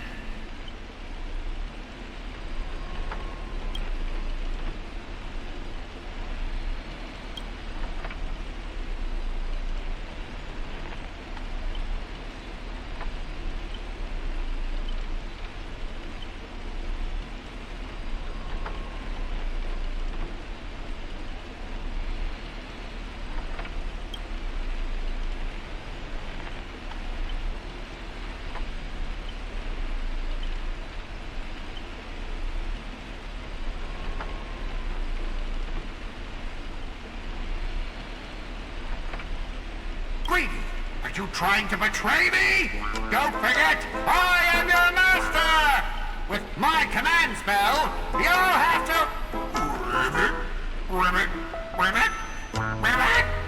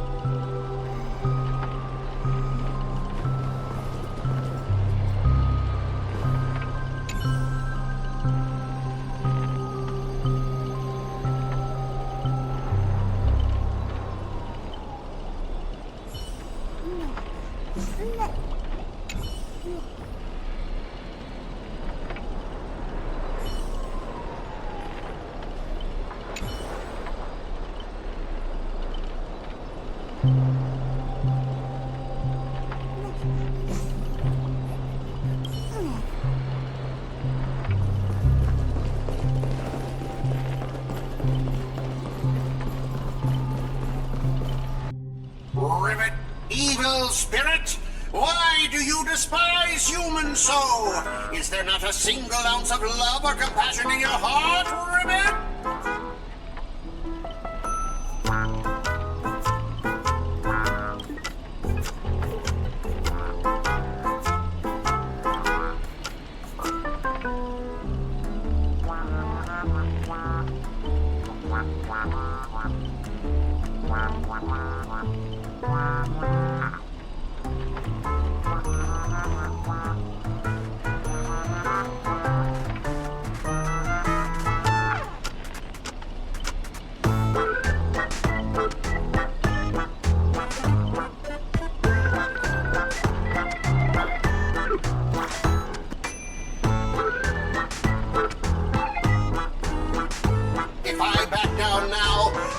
Same as all the other Scots. So, if you want to hurt Miss Robin, you'll have to walk over my dead body, Rivet!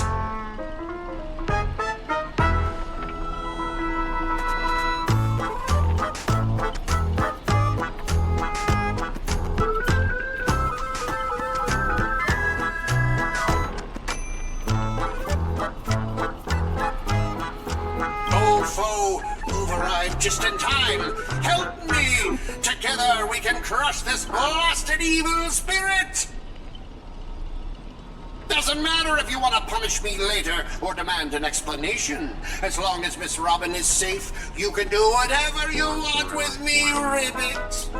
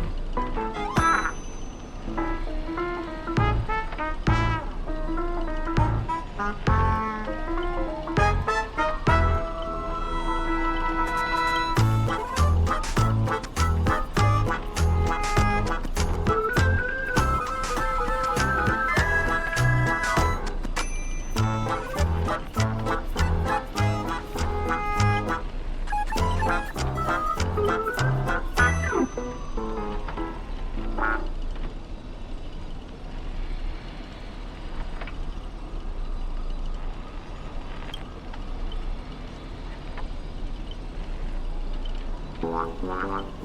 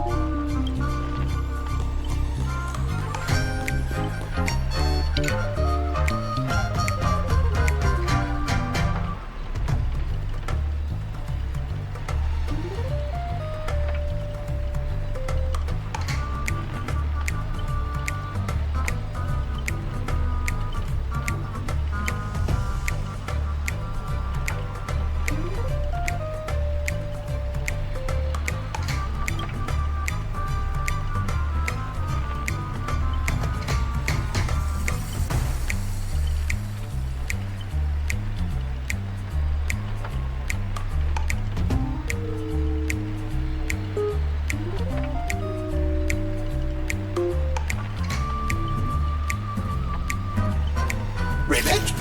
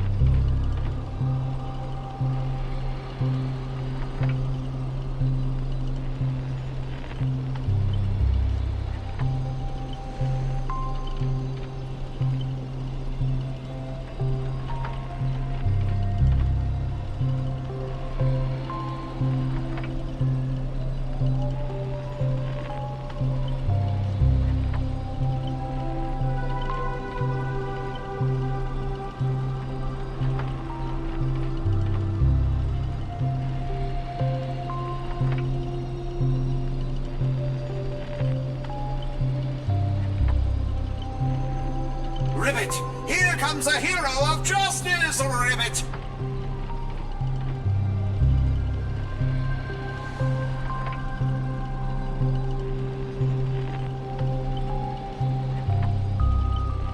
Greedy split my consciousness into countless fragments in the previous battle, just like what happened to Miss Robin. I'm honestly as shocked as you are. Who'd have thought there's justice in that man called Scott? And yet, my chest burns with righteous fire.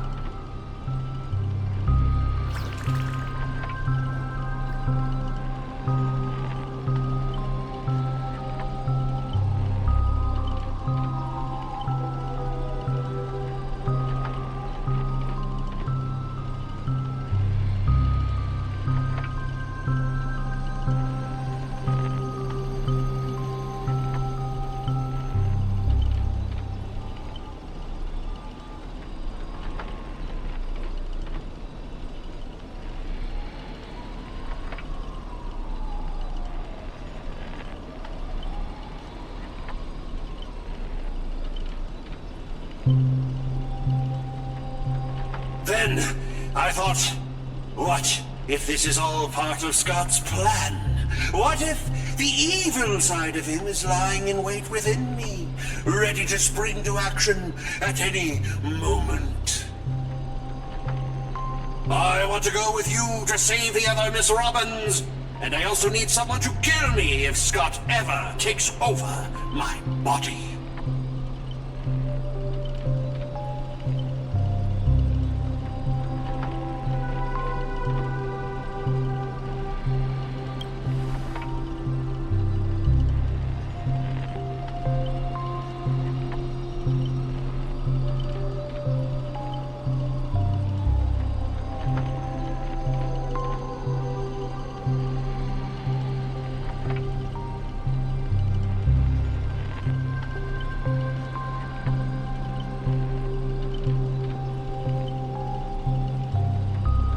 To honor the trust placed in me, I will never bend to evil, Ribbit.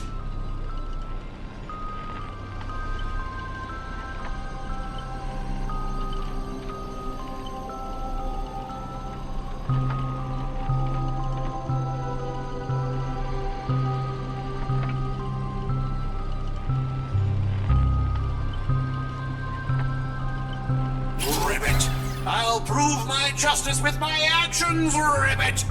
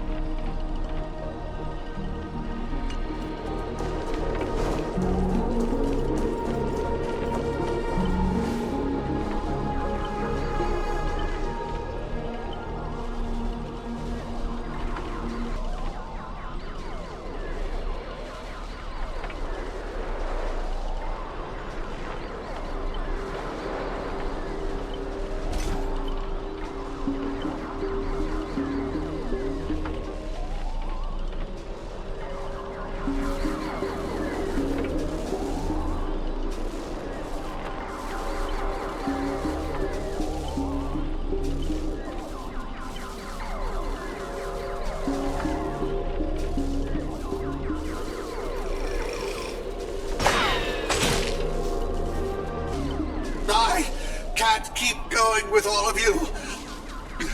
But I'll die happy, knowing that I gave my life for justice, to keep others safe.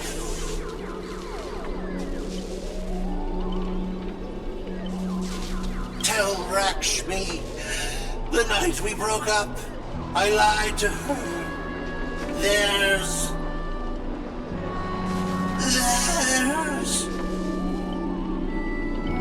no such thing as a Scot of justice.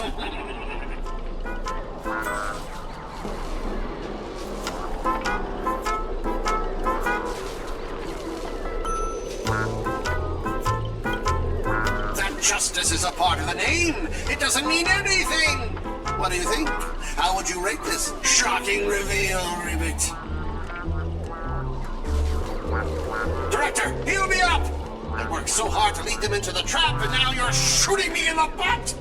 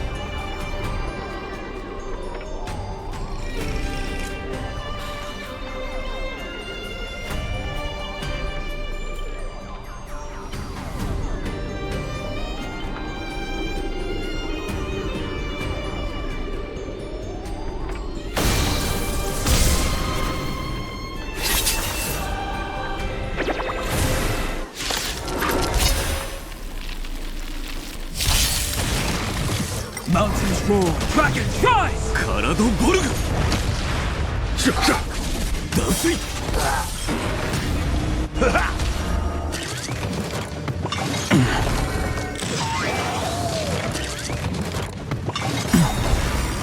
Soaring above the lands, this is permanence!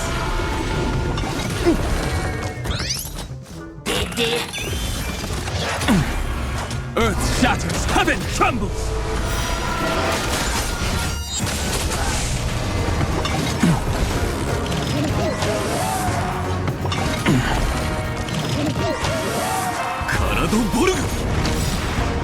Unlimited Blade Works.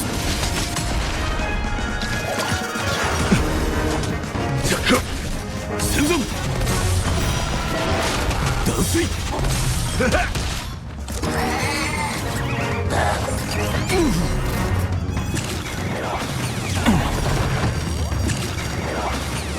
Is that it? My friends? Indulge yourselves!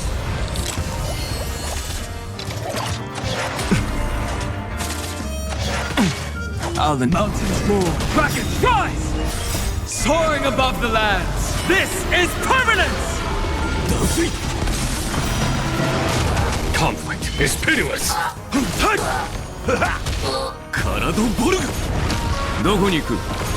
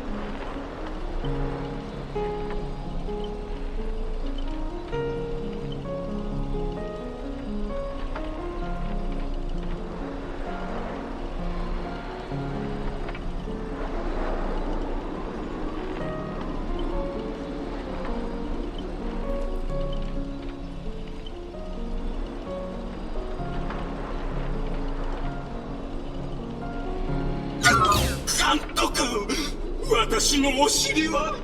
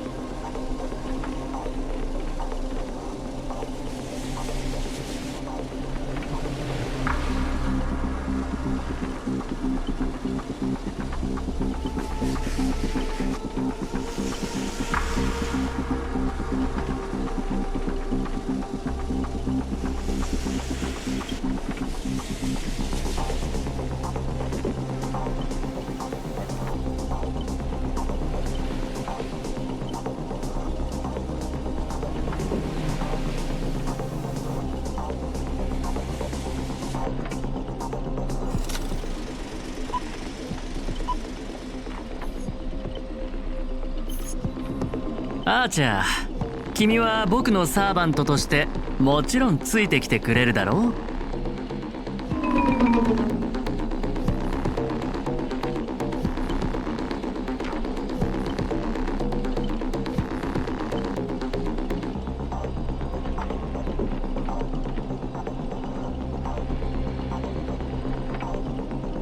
勝つためなら少しくらい卑怯な真似をしたっていいと思わないかい？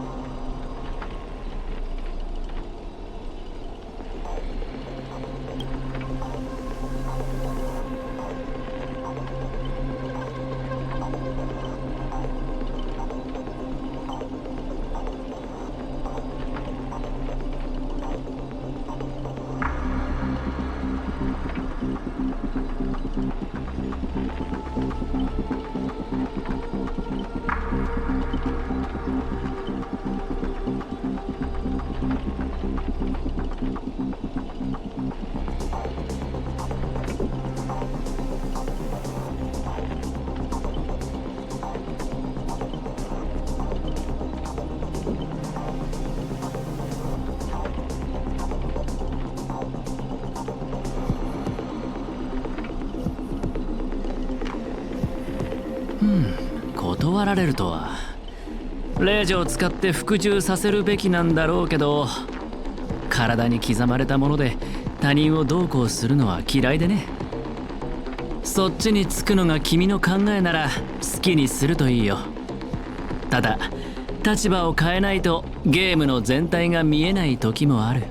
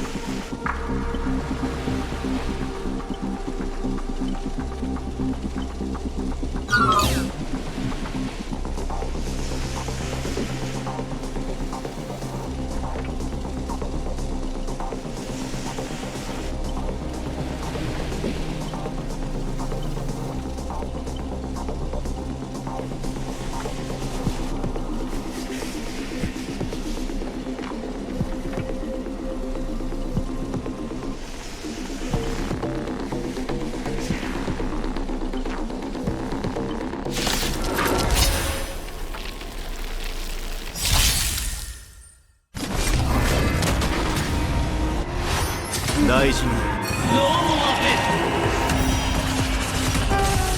飲め。さあ存分に味わえ。泣いてよここへ。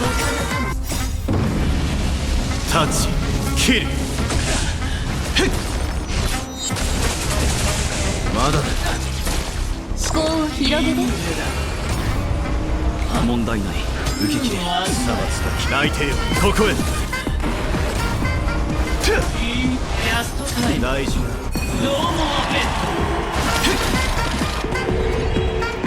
不朽不滅をもって発光をかける。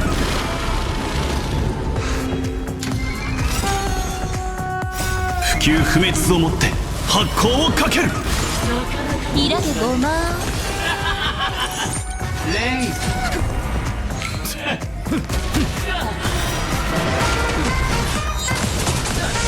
陛下に慈悲なし。終局は空から落とすゴールド思考を広げて。答えはないんだから。イラゲゴマ崩れちゃえ。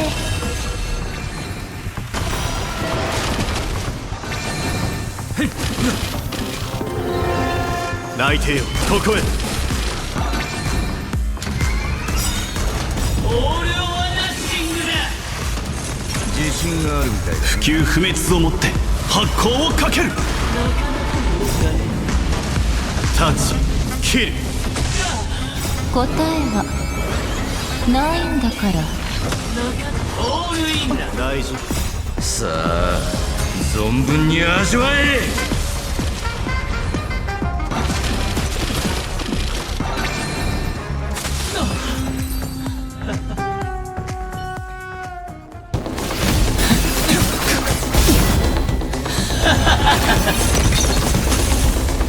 敵の位置はもう分かっただろアーチャー。今だ、とどめを。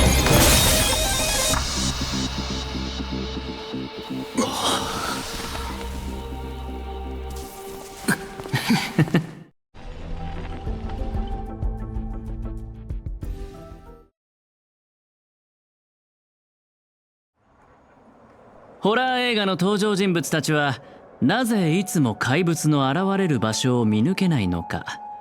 映画が続く限り怪物は幾度も現れる。なぜなら本物の怪物はスクリーンの外、監督のカメラから誕生するからだ。君の気配遮断はつまるところ、映画の登場人物がカメラの向こうにいる監督を感知できなくなるというものなんだろう。怪物はホラー映画の根幹であり、カメラの中心に捉えられる存在。そのため奴らの目は常にカメラを向いてる。だから怪物を演じるスコート君には君が見えた。乾杯だ。まさにその通り。何も言うことはない。カメラの後ろに隠れた悪魔がスクリーンから本物の怪物を目の前に登場させる。これは私が最も得意とする手法だったんだが、まさか数百年経った今見抜く人が現れるとはな。だがどうしてわかった？言ってなかったっけ？グレイディ、僕は君のファンなんだ。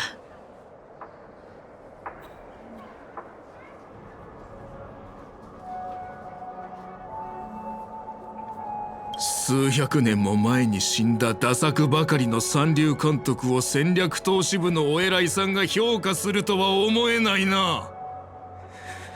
慰めようとしているのだろう。気持ちはありがたいが、どうやら嘘が下手なようだ。もう少し自信を持ってもいいと思うよ監督。前にたまたま君の一作目を見たことがあってね。気になってグレイディシネマズの歴史を調べたんだ。映画館に入る前に面積事項を確認させてサインさせる。本物の記憶域ミームをホラー映画の上映中に乱入させる。こういった観客を巻き込んだ取り組みとマーケティング戦略は時代をはるかに先取りしたものだった。市場のニーズを鋭く察知し、限られたコストで最高の効果を生み出す。驚きを禁じ得ない手腕だよ。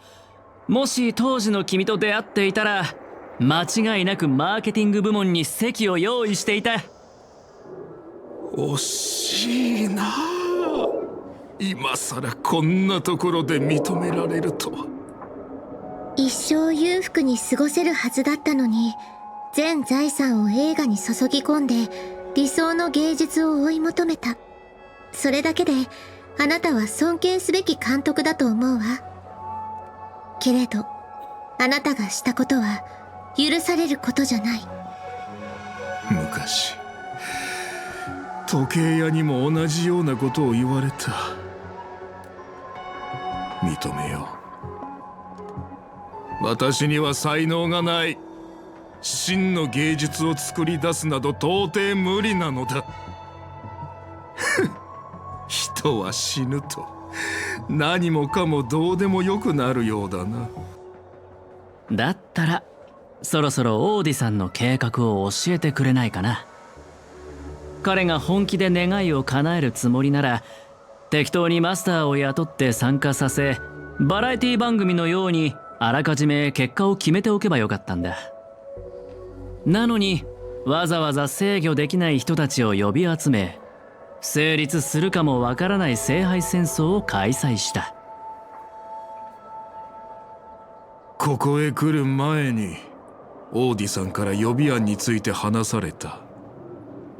私が敗れた場合、おとなしく負けを認め、あなたたちを大劇場まで招待するようにとのことだ。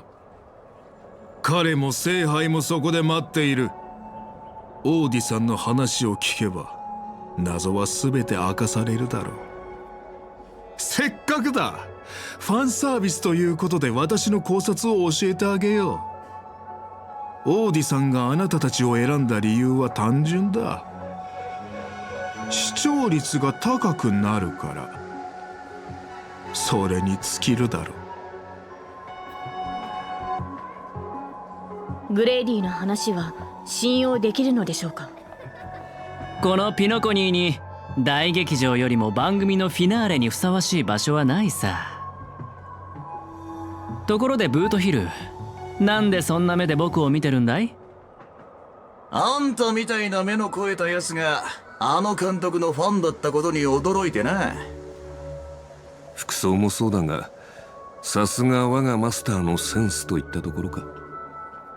マスターなんて上下関係を隠さない無粋な呼び方より、さっきのミスターアベンチュリンの方が僕はいいんだけど。見たか赤色の兄弟。商売をやる連中はみんな同じだ。罵りだろうと皮肉だろうと全部笑顔で受け止めちまう。まるでコットンに弾を撃ったみたいにな。では仰せのままにミスターアベンチュリン。決戦は劇場ですか？オーディさんはすでに戦場を整えているでしょう。聖杯を有する彼はグレイディよりも厄介な相手となるはずです。甲状戦に集まった戦士たち、ようやく戦らしくなってきましたね。私も一緒に行くわ。ノーツガールさんを連れ戻さないと。たとえ何が待っていようとも。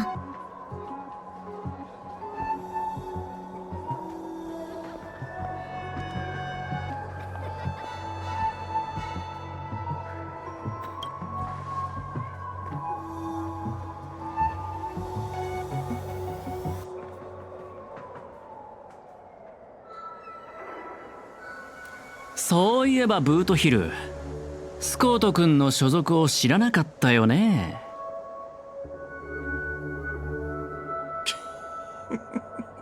なるほど。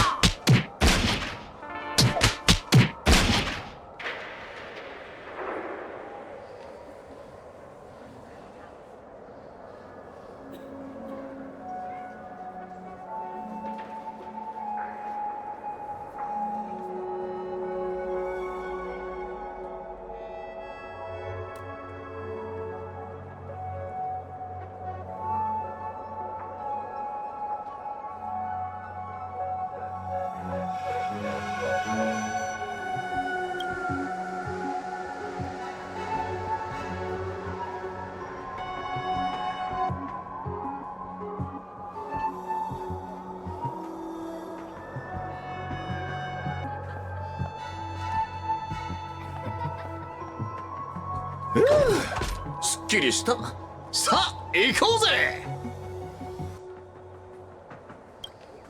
たかが真似事の茶番だってのに、こうも手の込んだ準備をしてるとはな。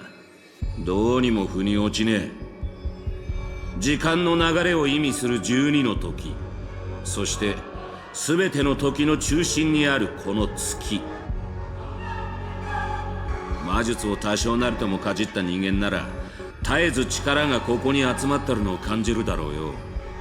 だがこの世界には魔術もなければ魔術師もいねえ。でじいさん、この聖杯戦争を仕組んだのは本当にあんたなのか？魔術師って感じじゃなさそうだが。ほっほっほ。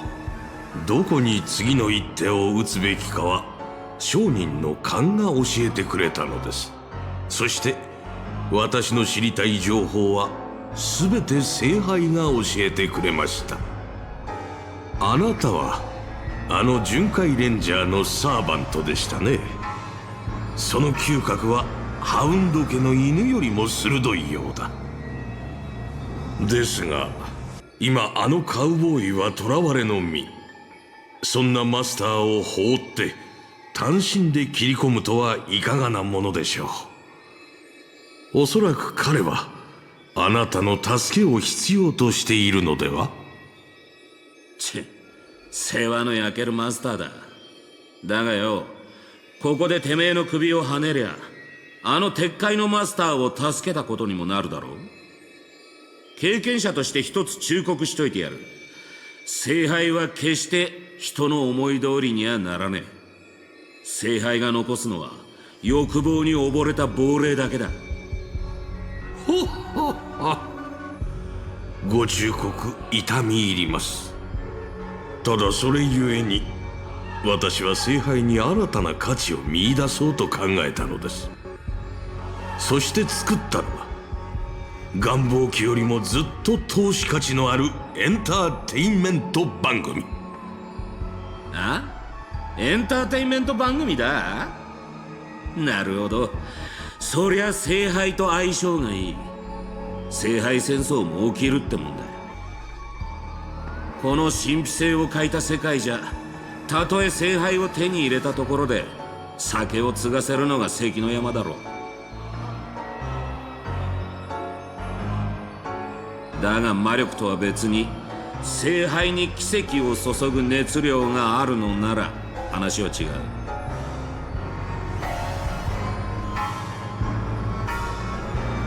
神秘の秘匿を守らなきゃならねえ聖杯戦争が誰もが見られる番組にガラリと変わった。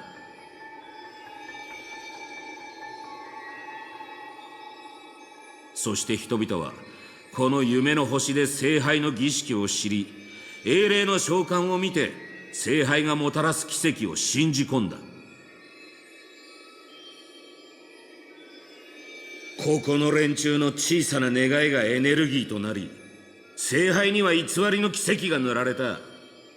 お前の仕切るこの茶番はそいつらの願いを踏みにじった上で成り立ってるってわけだ。ほほう、これはまたとんでもない見方をされる。他の世界より訪れたサーバントよ。あなたが現れたのは想定外でしたが、実のところ必要なことでもありました。聖杯にはより純度の高いエネルギー、つまりあなたたちが必要になります。ノーツガールさん、いやさん、今こそピノコニーにあなたの魅力を見せる時です。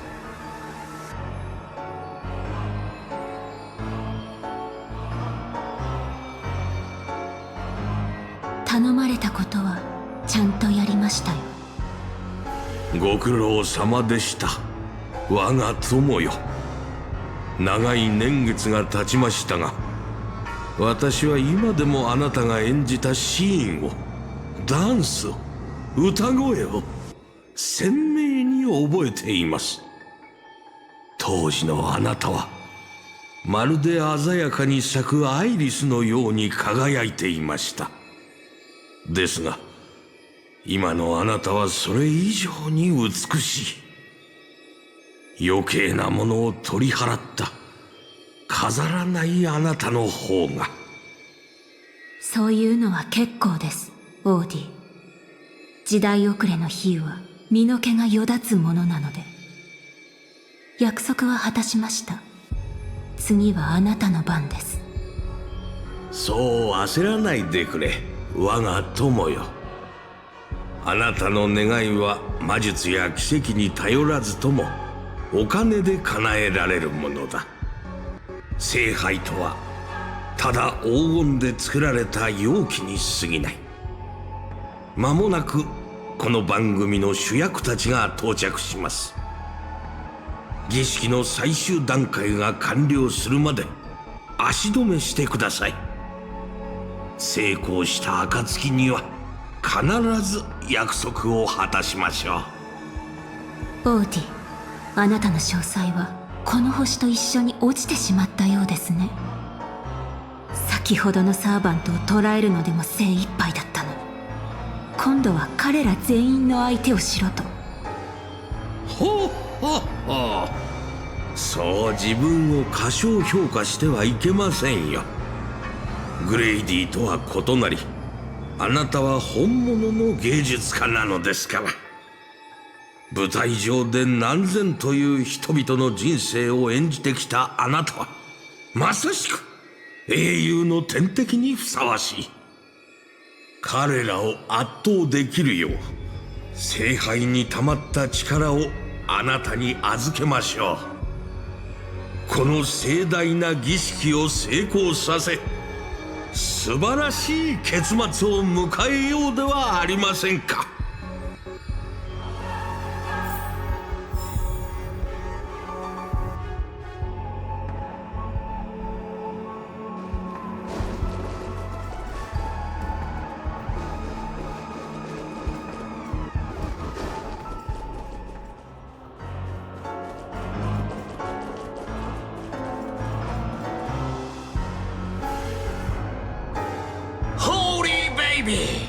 あの青髪のあんちゃん、様子を探りに行ったきり連絡一つね。まさかあのラブリーな年寄りにはめられたか。争った痕跡はないようです。ランサーらしくはありませんね。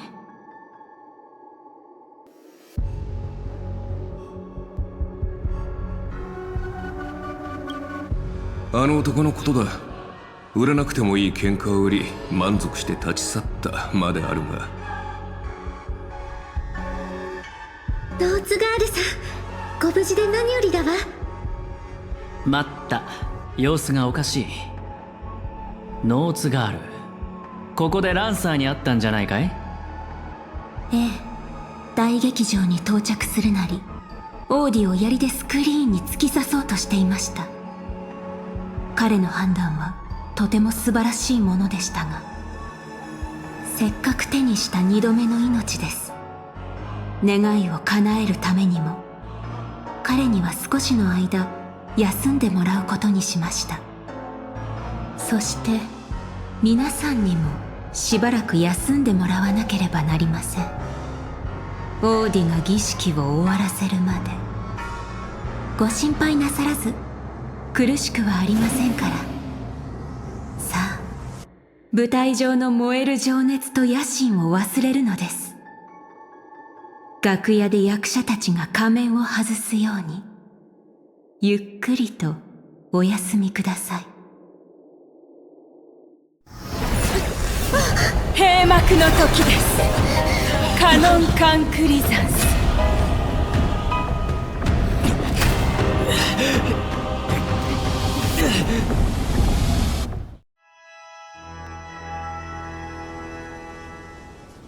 ここはバカな。どうしてブリテンに？ありえない。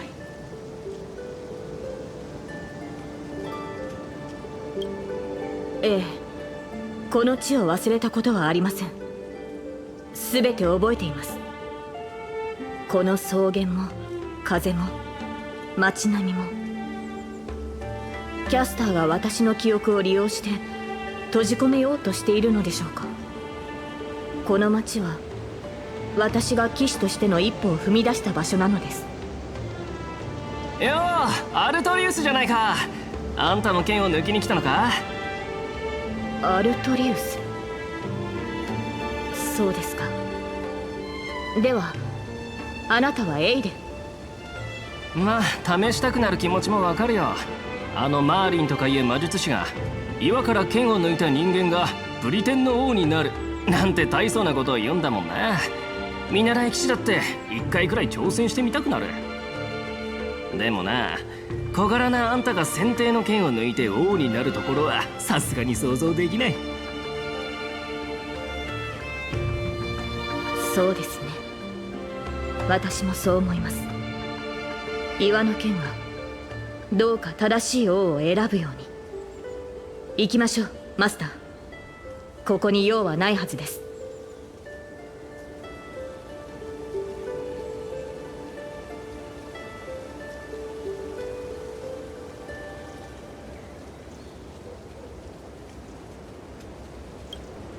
私の男性名です。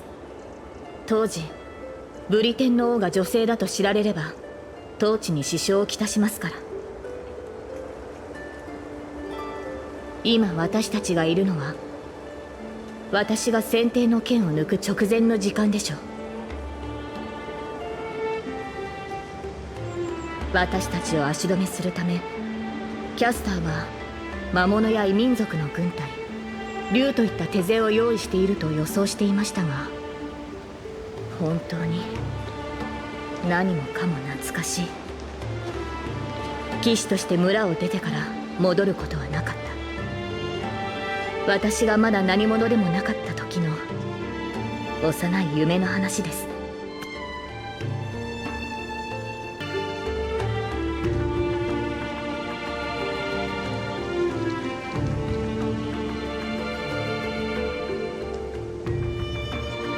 ただ惜しいのは、こうして私に合わせて作られた幻だというのに乗れる馬がいないことです。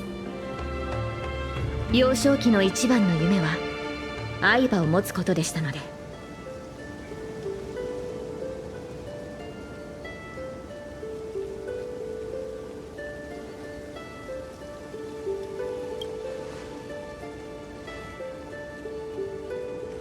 当時の私は騎士に憧れを抱いていました。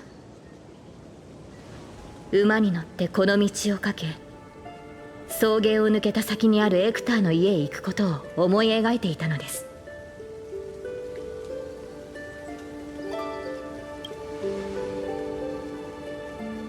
私を預かり育ててくれた老騎士です。ある意味私の父と呼べる存在でしょう。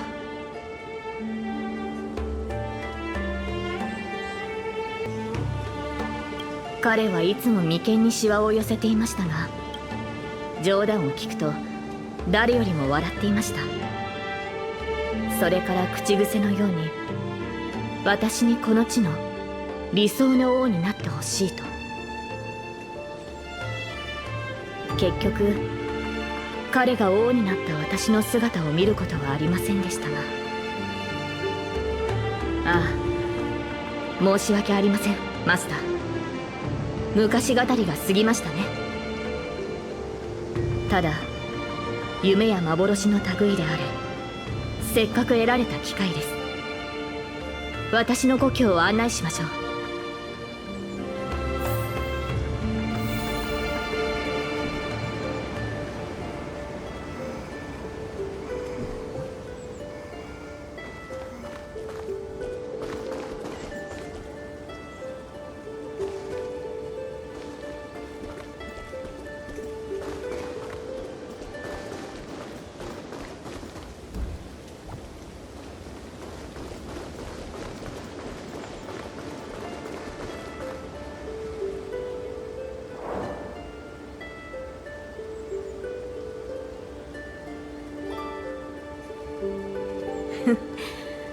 これがキャスターの召喚した兵士ならさぞ手強い相手でしょうね。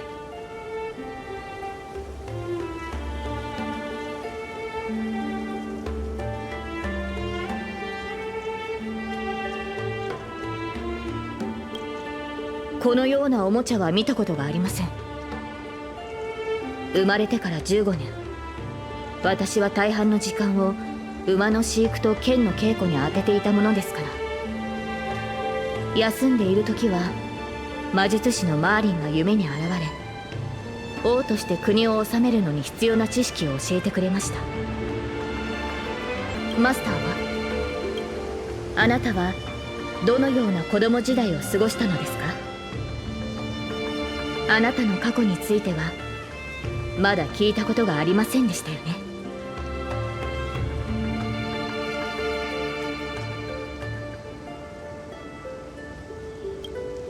覚えてるのは宇宙ステーションで誰かに起こされたってことだけ。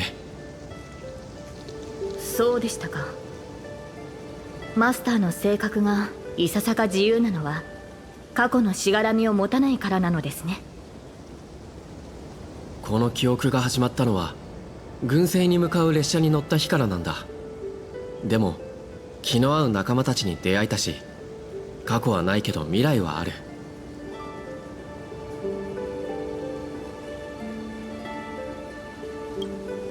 俺はなりたい自分になれた。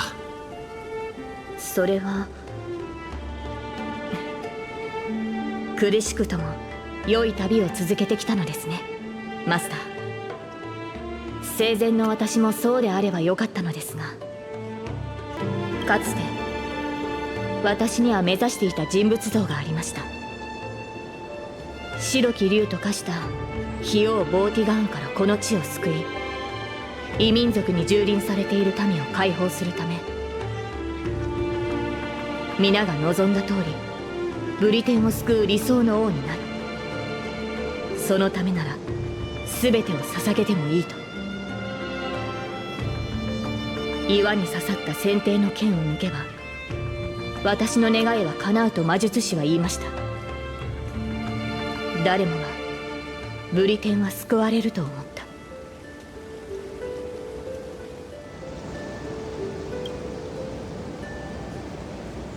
た。はい。ボーティガーンを撃ち、異民族を駆逐し、円卓の騎士を集め、難攻不落のキャメロット城を築けばブリテンに平和が訪れると信じていました。しかしそれは束の間の美しい夢に過ぎませんでした。配下の騎士たちは去り、中には私に刃を向ける者もいました。やがてブリテンは再び戦火に飲まれました。剪定の剣を抜く前からマーリンはこの顛末を私に伝えていました。剣を抜けば全ての人に忌み嫌われる悲しい結末を迎えると。そして国が最も繁栄していた時に彼はこう言いました。ブリテンはいずれ終わりを迎える。今の繁栄は王の苦痛によって成り立っているんだ。私が国の苦しみを背負うことで人々が安寧を得られるのなら、その悲しい結末を迎える価値はあると思いました。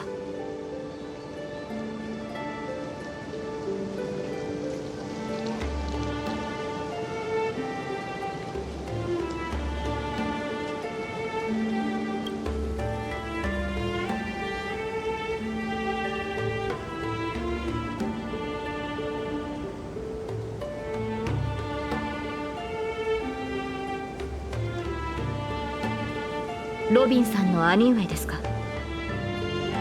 確かに当時の私の考えや行動はその人と似ているかもしれません。皆に理想の国を描いてみせたつもりでしたが、ブリテンに残されたのは終わりのない戦いと血を流す戦士、そして飢えた子供だけでした。破滅を迎えるべきは私であって、私の国や民ではなかったはずです。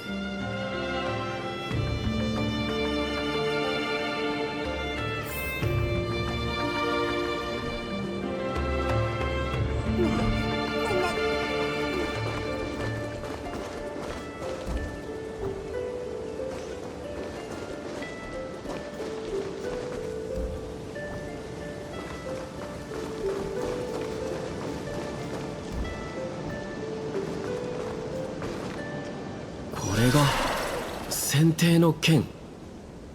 この剣を抜かなかったらと、私よりも王にふさわしい者がいたらと、どれほど想像したことか。私が王位につかなければブリテンは理想の国となれたのでしょうか。その時私はどのような人生を歩んでいたのでしょう。先帝の剣を抜いて王となるか、その道を捨て故郷に残り自分の人生を穏やかに過ごすか。彼女は今私を選択の時まで戻したのですね。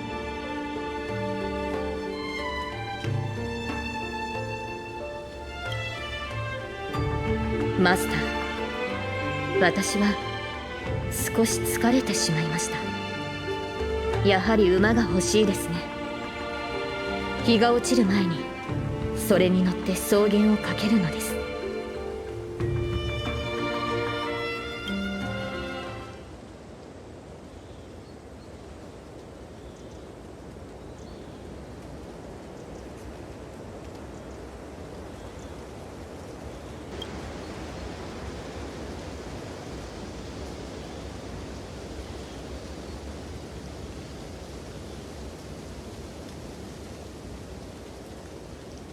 彼女はどこにでもいる少女です。王を演じるのは大変な苦痛を伴うというのに、なぜ英霊という幻の中でまでそれを味わわねばならないのでしょう。剣も栄光も捨て舞台を降りるのです。観客となり他人の喜びや悲しみを楽しむ側に回ればいい。さあ、その英雄の仮面を外してあげましょう。あなたたちの最初の選択を、これまでに味わってきた苦難を消し去ってあげます。皆さんに平凡で幸せな人生を用意しました。もちろんあなたにも、開拓者さん。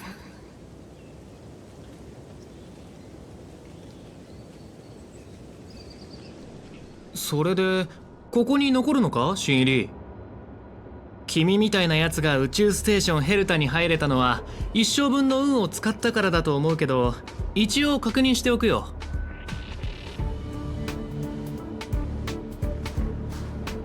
チリカの仕事は君が思ってるほど楽じゃないからね。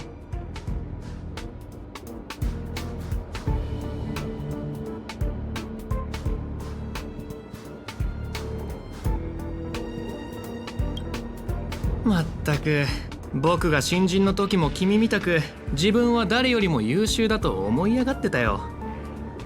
けど時間が経てば分かってくる。ここにいる自分は一階の職員に過ぎないってね。誇りに思ってるその才能も他の人からすれば大したことないんだよ。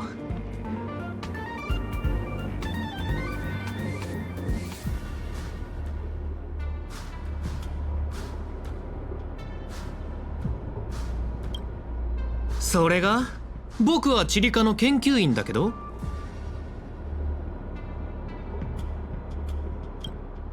なんだそれ、ゲームのキャラか？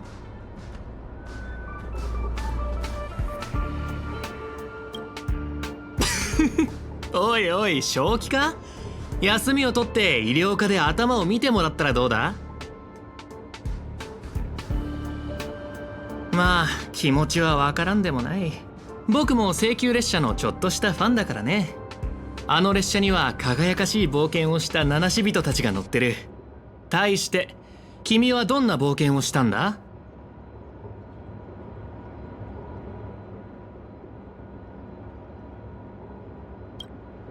ああ、聞いたことあるよそれ。宇宙ステーションのコレクションが盗まれて正体不明の侵入者に飲まれたんだろ？しかも反物質レギオンの襲撃にもあったって。ミス・ヘルタの助けがなかったら僕たちはとっくに宇宙の木図になってた。ところでその正体不明の侵入者が誰か知ってるか？そう、お兄さんのことだよ。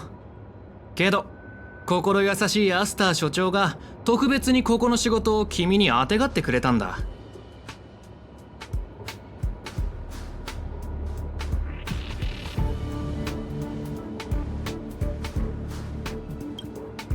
この間泉州を大混乱させたっていう絶滅大君のことか？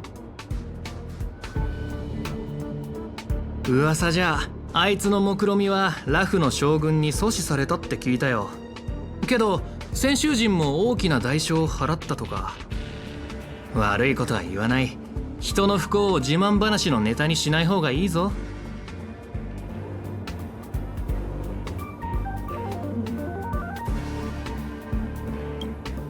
なるほど。その続きを当ててやろうか。調和セレモニーに招待されて、しかもピノコニーのスター・オブ・ザ・フェスティバルになっただろ？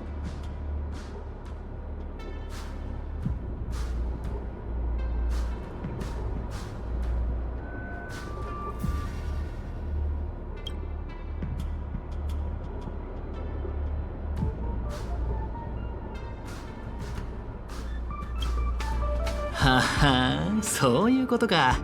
最近大仏家が夢の泡を仕入れて、世間知らずの若い職員たちが仕事そっちのけで夢中になってるらしいけど、君も頭に奥筆がこびりついて幻覚に悩まされてるんじゃないか？そうでもなきゃ自分が列車の七死人だなんて勘違いしないだろう。けどまあそれもわかるよ。君列車に乗らないか誘われたのに断ったそうじゃないか。今になって後悔してるんだろ？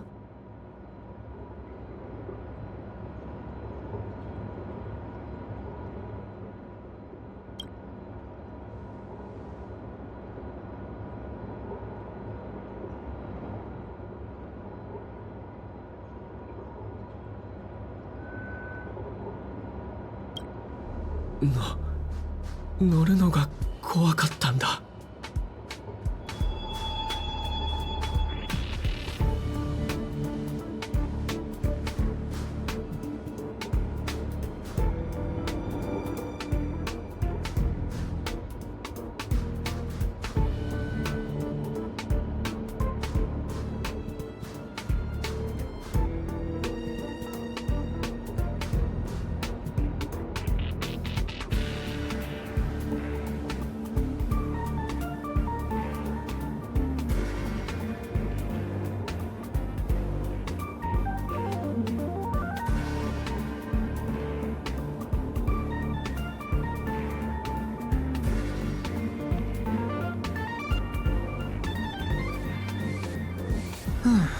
君の履歴書を見る限りこれといった特技もなさそうだから、とりあえず簡単な仕事からやってもらおう。チリカに溜まった過去半年分の経費精算書の整理、研究会議で使う部屋を1ヶ月分予約、各クラスのスタッフが提出する課題申請のまとめ。しばらく忙しくなるはずだ。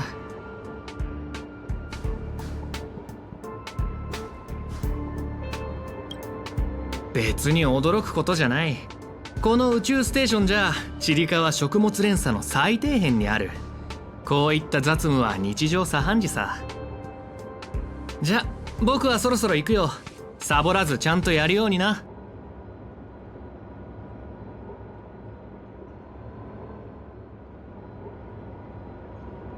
僕も同じだよ。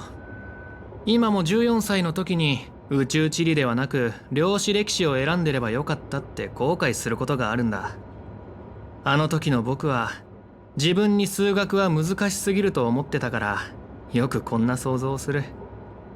当時もし別の選択をしてたら今みたいに落ちこぼれてなかったんじゃないかって。ま、そんなこと考えても無駄だけどね。シーリー、選択したことを後悔しちゃいけないよ。ほら今の僕だって悪くないだろ。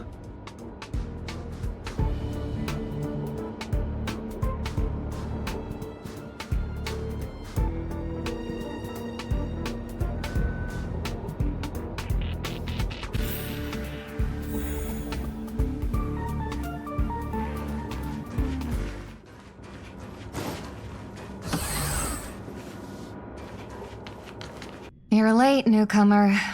A few more system days of delay, and we'll miss the reimbursement deadline.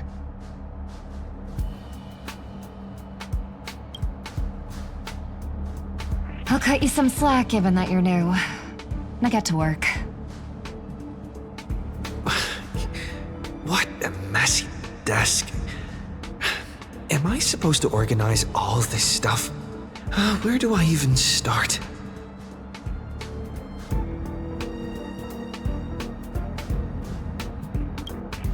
You're too slow.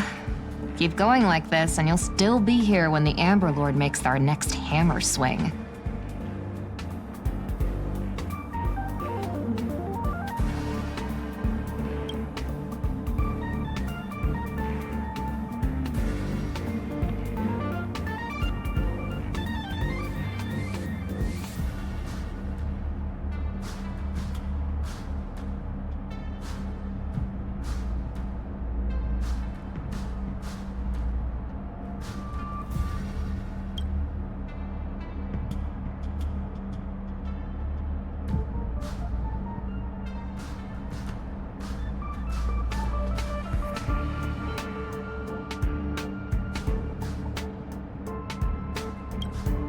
What are you standing around for? You think space bionic snails are going to do the work for you?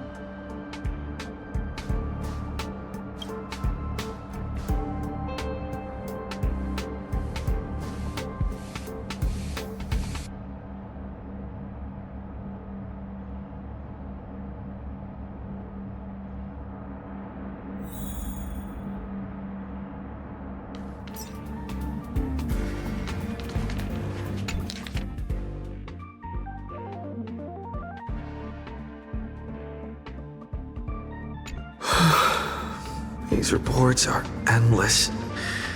And the stuff written in there is really weird.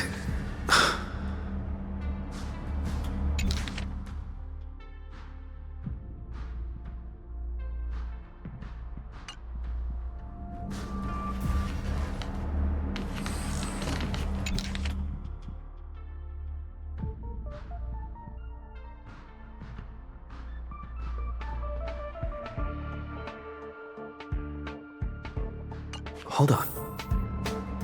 I think I've seen that person over there before.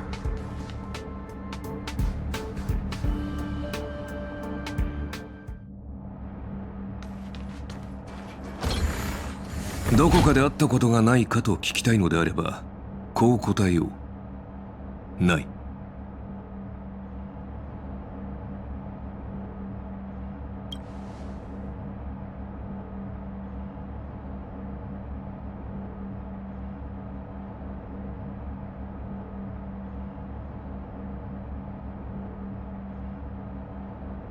ええ、自分はここにいるべき人間じゃないって思わないか？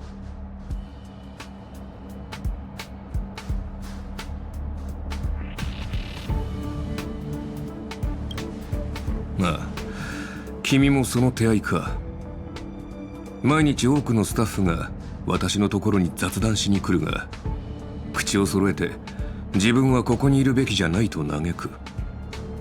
今の生活に満足していないから自分の居場所は別にあると勘違いするのだろう。だがそれは現実から目を背けているだけに過ぎない。その少年を叩き直さない限り他の場所へ逃げたところで同じだ。いずれ行き場を失う。私から見ればここの暮らしは十分恵まれていると思うがね。世界が危機に瀕してもいなければ人類を滅ぼそうとする狂人もいない。厨房も使い勝手がいい。食材は少し変わっているがな。まあ宝石を湯水のように使うお嬢さんはここにもいるが、大多数の人にとっては理想郷と言える。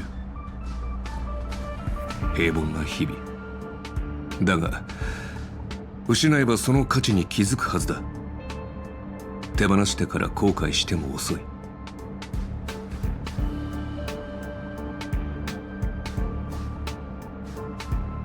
どうだ、おかしな考えはいくらか収まったか？やはりここを離れたいという気持ちはそこまで強かったわけではないようだ。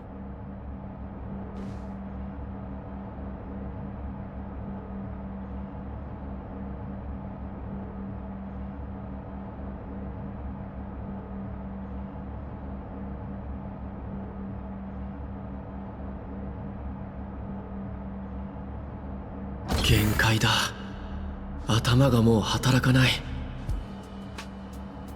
それにやっぱりここは自分がいるべき場所じゃないと思う。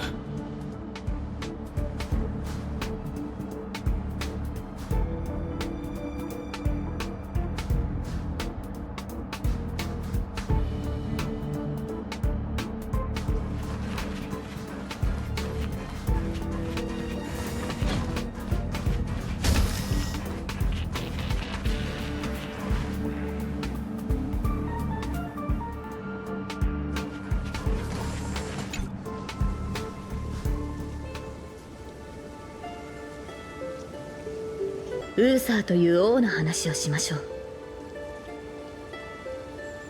私が現れる前、ブリテンの民を率いていたのが彼でした。そして私が現れた後、彼は民を守るため全てを破壊する白き竜を討伐しようとして敗れました。それでも人々は彼を最も偉大な王と称えます。あなたから見て彼を英雄にしたものは何だと思いますか？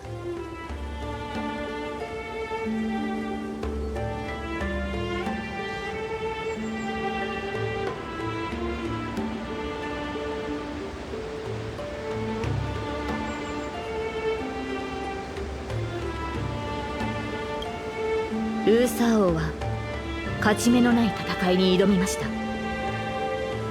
白き竜を前に剣は折れ、体は引き裂かれました。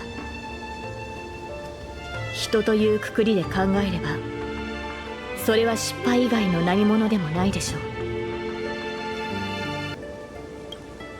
う。しかし何かを救うために剣を掲げた彼の姿は真っ暗なブリテンの空で輝く星となったのです。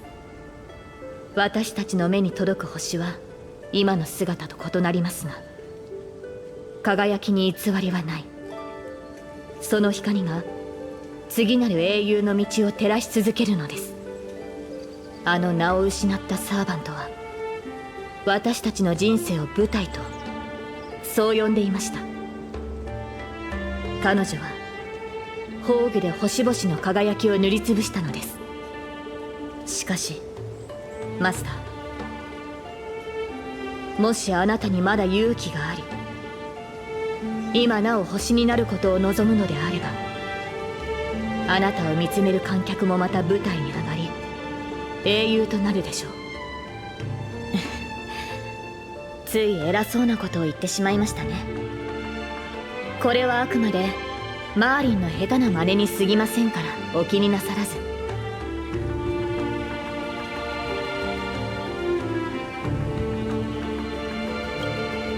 私は舞台に立つべき人を待ちながら草原を馬で駆けています。マスター、あなたの夢も私の夢ももうすぐ終わりを迎えるでしょう。変な夢だ。まあいい、今日の仕事を終わらせないと。チリカの会議で使う部屋を1ヶ月分まとめて予約。昨日より楽なはずだ。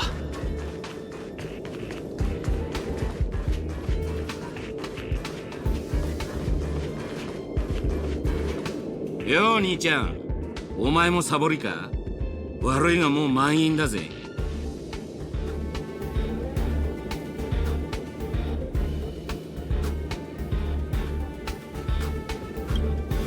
あいにく課長は今逃亡中のルアンメイの創造物に悪戦苦闘してるところだ。俺なんかに構ってる暇ねえさ。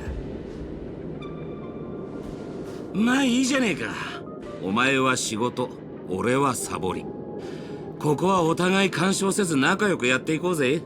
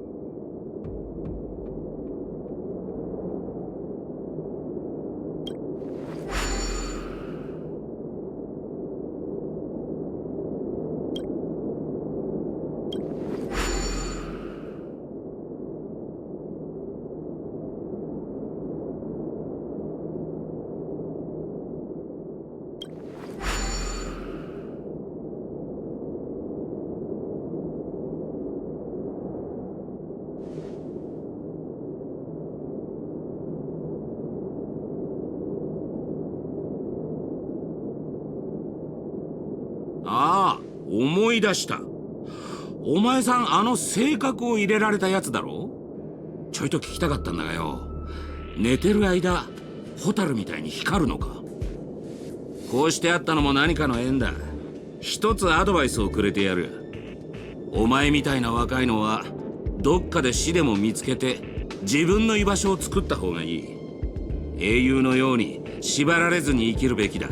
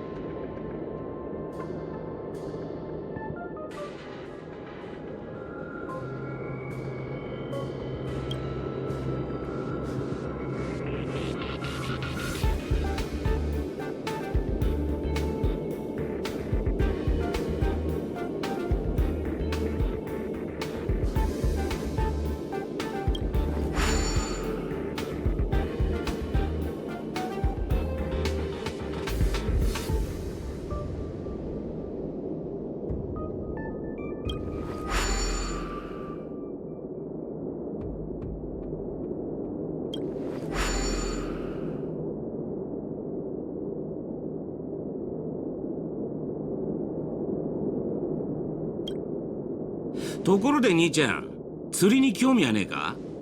外は真空だが、意外と釣れるもんだぜ。回遊する無形の白蓮、熱い戦いを期待できる軽素軟骨魚。そうそう、この前なんかプーマンも釣り上げた。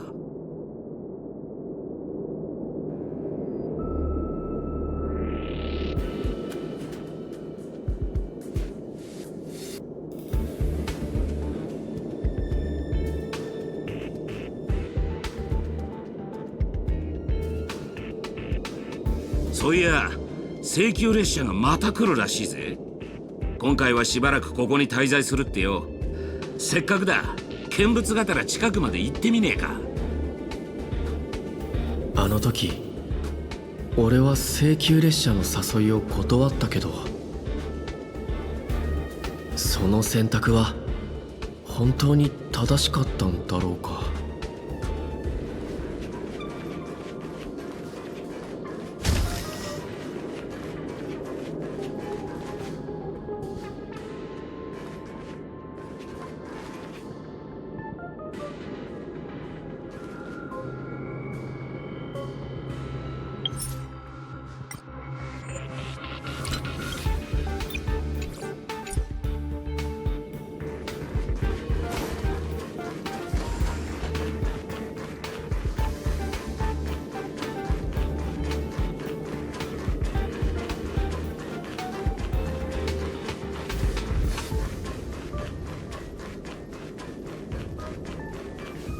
Long time no see.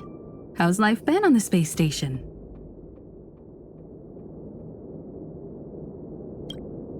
Oh, I see. If things are tough, you could always talk to Asta. She's sure to help you out. Oh, we traveled to many places after we parted ways. Bellabog, the Xianzhou Lafu, Penacony. There were both good and bad moments along the way.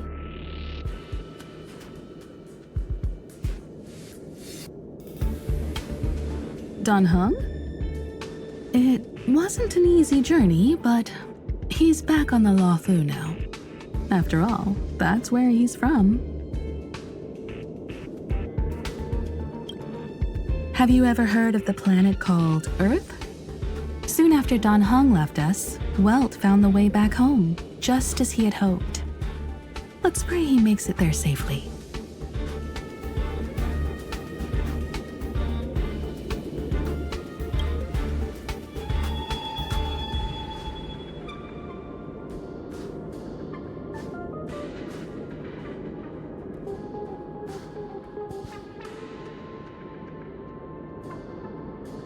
Where did you hear the conductor's name?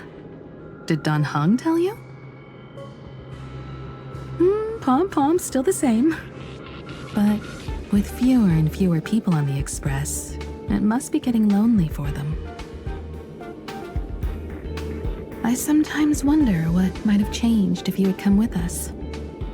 Sadly, the Trailblazing expedition doesn't leave room for regrets and what-ifs. March. I'm not sure how to put it. I hope that friend from the garden can cure her.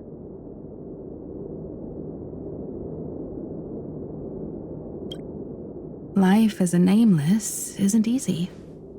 After we left the space station, we did have some passengers traveling with us for a short time, but they've all gone their separate ways now. Our friends from the Interastral Peace Corporation recently suggested we make a stop at Camelot. That planet should have been destroyed by the Antimatter Legion long ago, but we've been picking up multiple distress signals from there. So we're stopping by the space station for a while to meet some old friends. You can join us and leave with us this time if you want.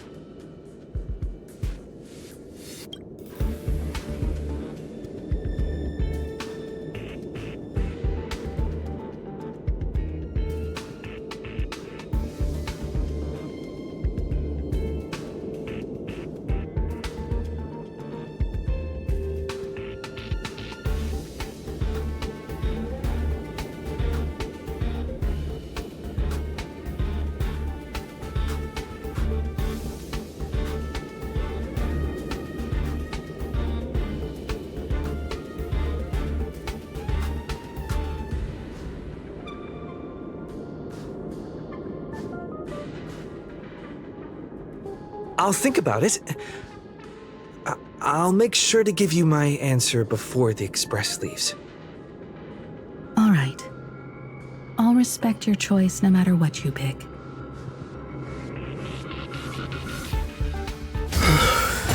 I'm so tired.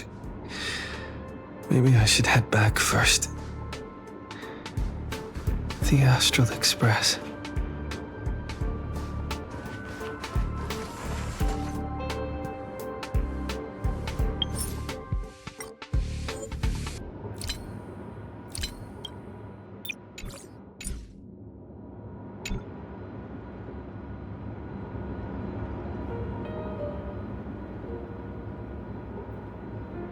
Let me tell you the story of a bird who was imprisoned wrongfully.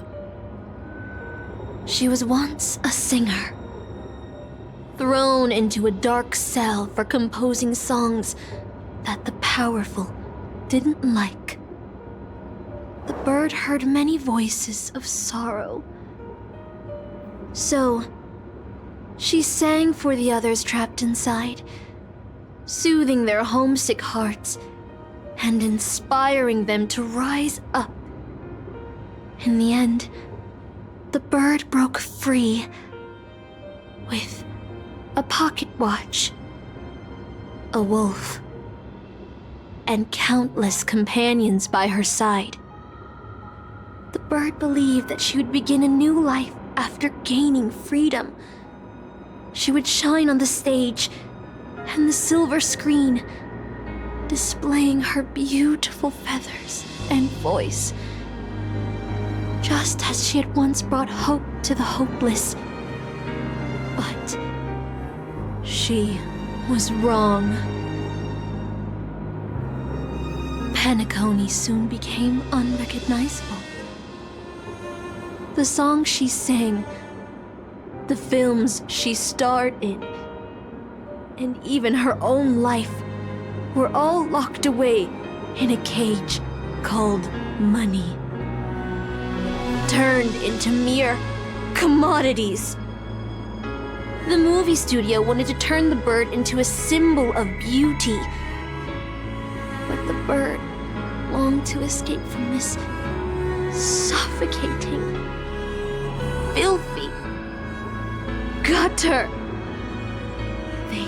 Stripped away her stage name, replaced her with a fresh-faced chick, and smothered her with slander and rumors, leading her to a disgraceful end.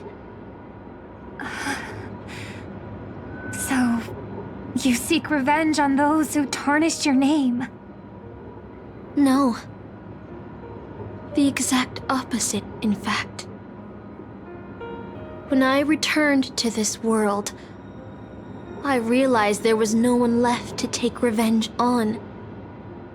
Instead, I will reclaim the name they took from me and erase every single work I've ever produced.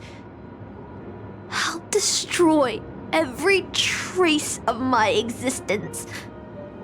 As you know how it feels to be locked in a cage and have everything taken from you. So why do you still trap the masters and heroic spirits in your noble phantasm when they wish to end this Holy Grail war? Old Odie may be able to fulfill your wish, but the cost he demands is far greater. As someone born in the same era as him, you should know this better than I do. Ugh. OT is nothing more than a parasite feeding on penacony. Of course I won't trust him. But you're different, Master. He's a worm who has a wish for the Holy Grail. Yet, there's nothing the Holy Grail can do to sway you. If you want to stop my noble phantasm, you'll have to force me with a command spell. Come, Master.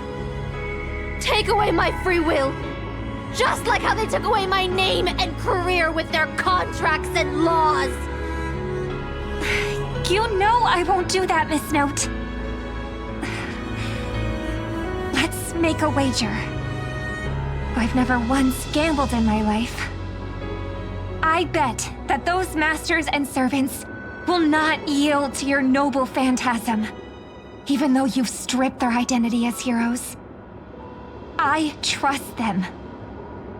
I will wait and see.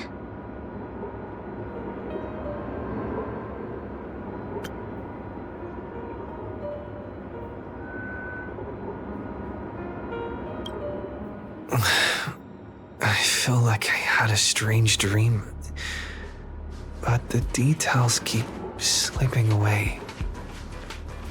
My body feels so heavy. But I can't rest. There's still today's work to get through.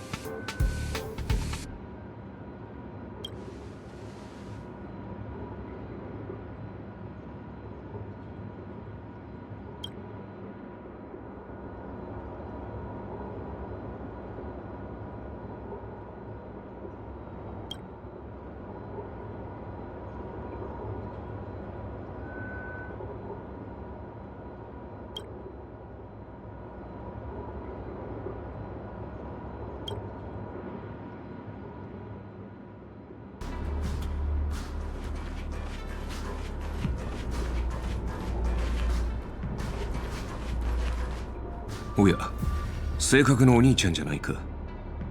カクテルでもご馳走しようかと思ったんだが、まだ未成年だったな。忘れてくれ。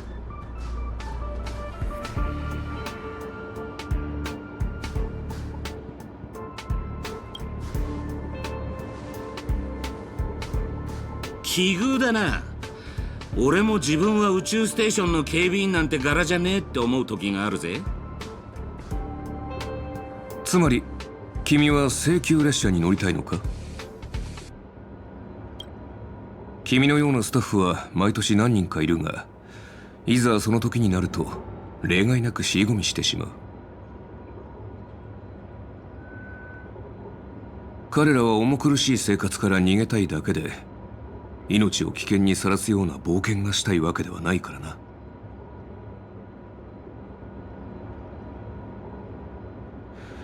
それで君はどちらなんだ？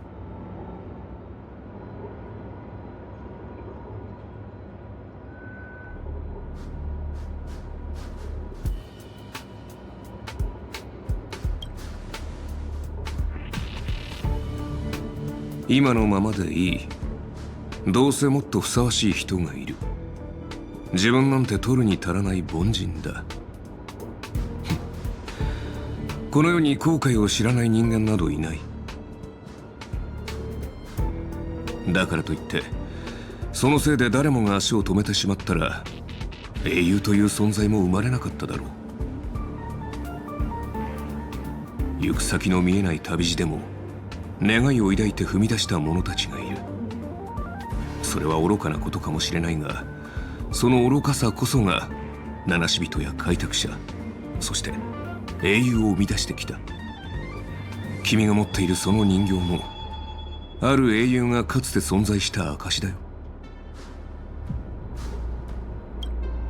ただの質の悪い工芸品だ。誰かの甘い願いが偶然それを記録として歴史に刻んだに過ぎない。列車はもう出発したかもしれないし、まだ出発していないかもしれない。だがもし君が本気でその道を進もうと思っているのなら、列車があろうとなかろうと関係ないだろう。本当に自分が七死人だと思うなら、やるべきことは一つだ。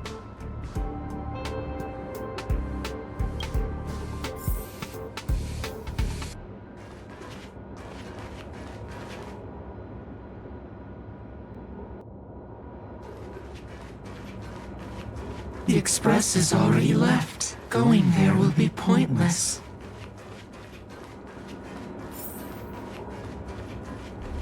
Let's go to the lab. Hit the cafeteria. Let's go fishing together. Let's go watch a movie.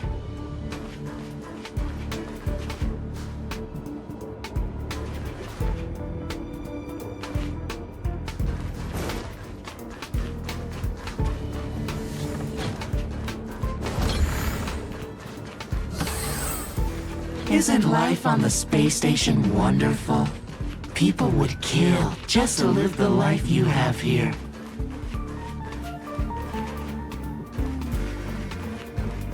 There's no antimatter legion, no abominations of abundance.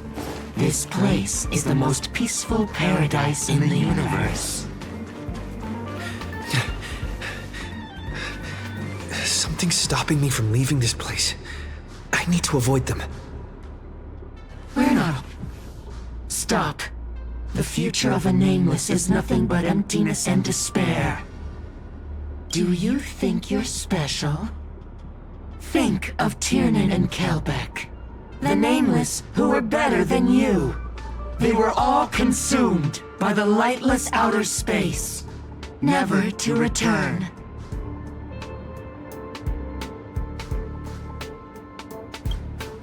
So you'll finally admit that I'm a nameless!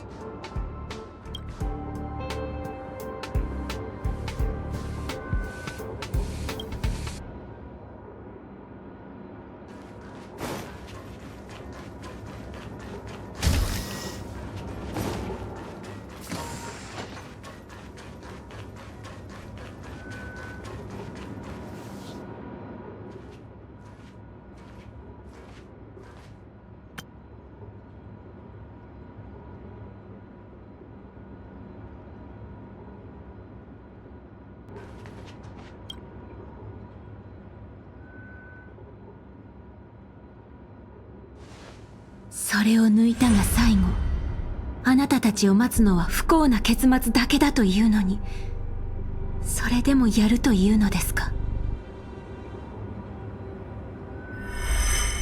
マーリンにも同じように警告されたことがあります。だから私はあなたたちのために優しくて穏やかな夢を紡いで差し上げたのです。これこそがあなたたちの望んでいたものなのでしょう。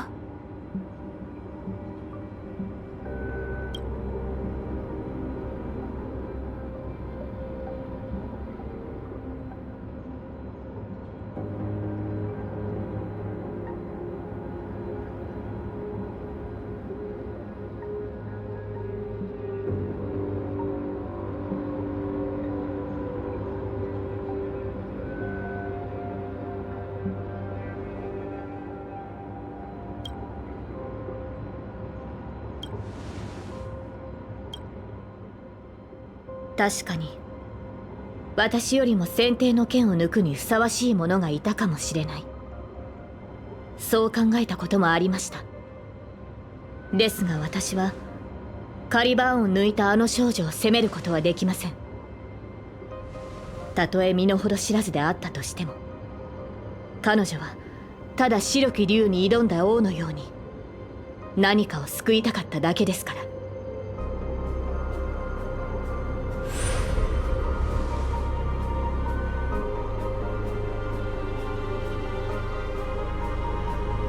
もし再び選択の機会があるとしたら、私はこう伝えるでしょう。過去の自分を超え、より良い未来を切り開けることを願っていると。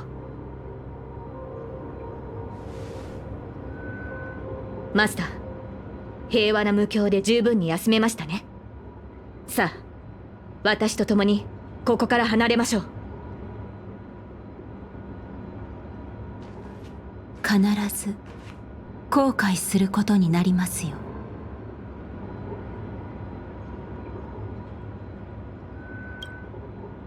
後悔なんか絶対しない。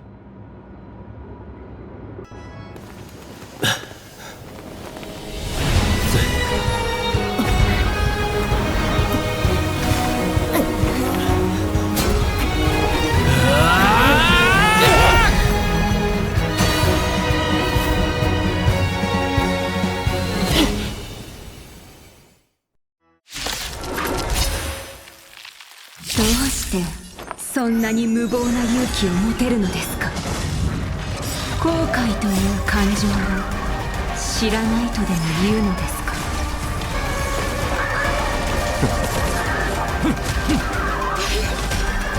ちょっと痛いわね。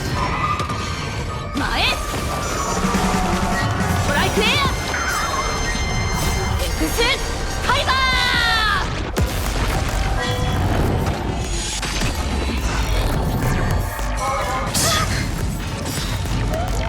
星々の反響。飲め。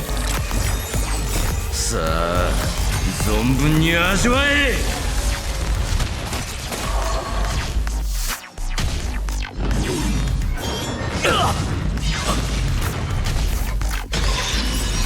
クスファイバー。私はそんな愚か者にはなれない。あなたたちの選択を認めるわけにはいきません。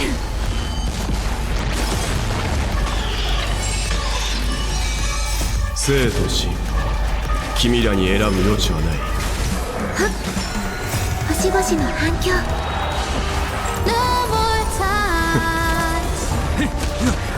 聖剣解放。前エクスファイバー。聖剣解放。生きていた頃と同じようにまた失敗してしまいました。裏切り者にはふさわしい結末ですね。舞台に立つのがそんなに苦痛だったなら、どうして牢獄を出た後もピノコニーの舞台にとどまることを選んだの？私が歌えば乱暴な囚人たちは静まり、泣いていた子供たちも笑顔を見せてくれました。些細な出来事かもしれませんが、そのおかげで私は牢獄の中にいても自由を感じることができたのです。でもピノコニーは変わってしまった。多くの琥珀期を経て、かつての姿は失われ、今ではすっかり見知らぬ場所に。そして私はこの新しい檻に閉じ込められています。いえ、もういいのです。すべてを終わらせてください。マスターを裏切ったサーバントに存在する資格などありません。Then, as you wish.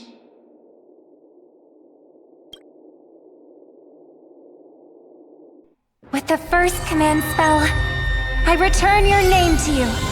On behalf of Penacony, Asta. Even if they have trademarked your name and stripped you of everything, that does not make you an unknown failure. Hold your head high, Mother of Iris. With the second command spell, I return to you the testament of your existence as a heroic spirit. Your death was what made singers and artists realize the need to reclaim their freedom and dignity for merchants. You are not some forgotten shadow. You are the founder of the Iris family, one of the 5 major lineages of Penacony. That's why you chose to borrow that name, isn't it? A figure shaped by your students and friends, by Maven and the Watchmaker, Miss Note, the one who sang freely in Dreamville. No more. I don't want to hear anymore. With the third command spell, as your junior on the stage, I return to you your freedom as a person. Mother of Iris, you will no longer be controlled by anyone from this moment on. You will now only dance for yourself. This farce is nearing its end, but I hope you can step out of the Grand Theater before you disappear and meet Penacony's artists. You are still a hero to them, no matter the slanders your name bears.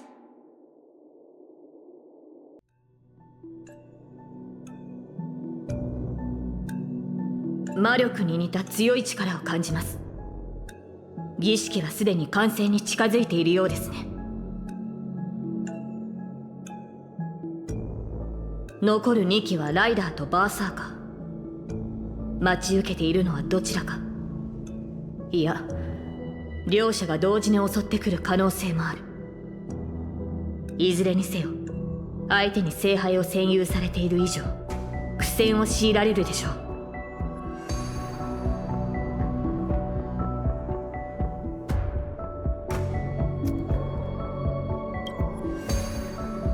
マスター、この剣にかけて必ずやあなたを守り抜くと誓いましょう。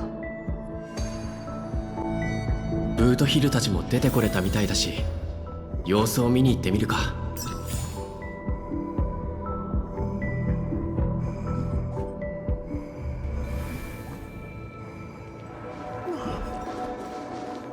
A different life? Penacony's dream bubbles are pure cancer. The Charmony Festival nearly killed me. And that servant's fantasy almost finished the job. So, where did she put you? I had a dream where I could never win. I got to live as an obedient serf and gave up on even the thought of gambling. Darn right. Quit gambling. That's quite the educational dream you had there. And you? Where'd she send you? Me? I had a long-awaited reunion.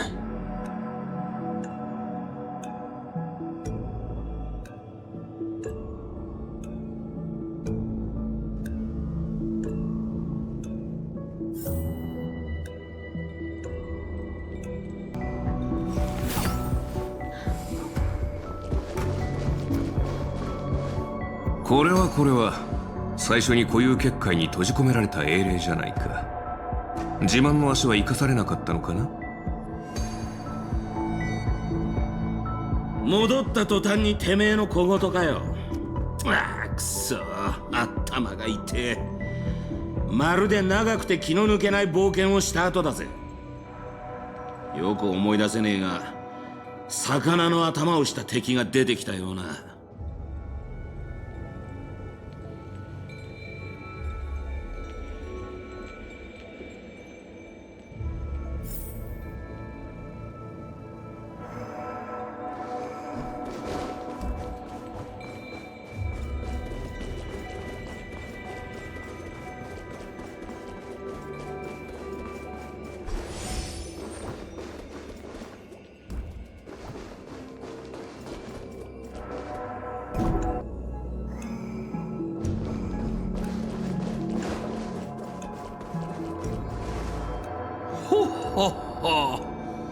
どうやらアスナさんもしくじったようですな。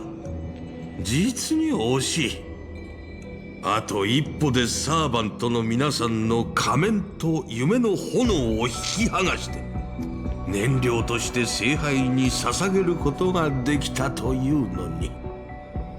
まあ仕方ありませんな。どれだけ優秀なパートナーがいても肝心な部分は結局自分で解決しなければならない。これも業務提携の常識ですから。ボが聖杯戦争なんざ引き起こして一体何を企んでやがる。そのシワだらけの顔から考えると、あれか、不老不死でも狙ってんのか。まさか。私はすでに10琥珀期以上の時を生きています。さらに我が医療チームが頑張ってくれればさらなる延命だってわけありませんよ。ではライバルを消そうとしたのか。マスターと一悶着あったと聞いているが。ほっはっは、とんでもない。商売の世界に永遠の敵など存在しませんからな。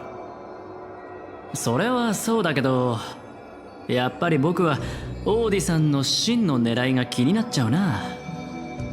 私の知る魔術師たちの中には、万物の根源に至るためなら命も人間性も平然と捨て去ることができる者たちがいます。あなたもその類なのですか。そのようなものに興味を持つのは天才クラブの方たちだけですよ。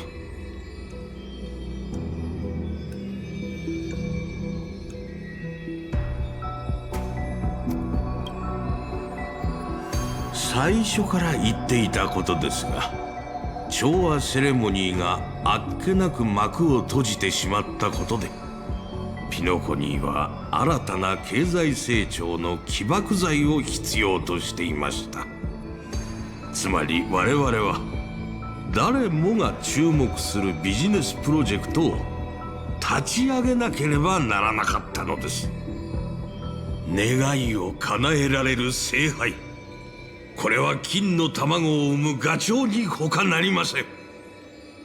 一度聖杯戦争が成功すれば、ピノコニーは調和セレモニーをも凌駕する壮大な祭典を手に入れ、次の10琥珀期にわたる繁栄が約束されるでしょう。もちろん今回の第1回聖杯戦争には私の個人的な目的も含まれていますが、それは皆さんには何の関係もないことです。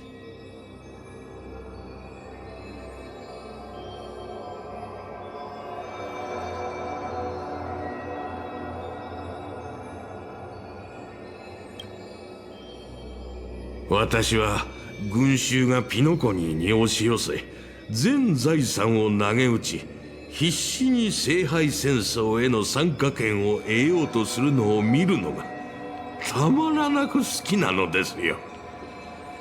ルーサン兵が金箔の時から銀河市場へと流れ込み、目まぐるしく売買される様子には思わず心が躍ってしまいます。敵が手のひらの上で踊らされ、最後には全てを奪われる光景を見るのは至高の喜びそのもの。無名の企業を次々と買収して私のビジネス帝国の一部にする快感は何者にも代え難い。黄金の時では私の顔色一つで商品の価格が決まり、ブルーの時では私のためにピノコニーのファッショントレンドが作られていく。夢、願い、ピノコニーがそのような虚しいものの上に成り立っていると本気で思っているのですか？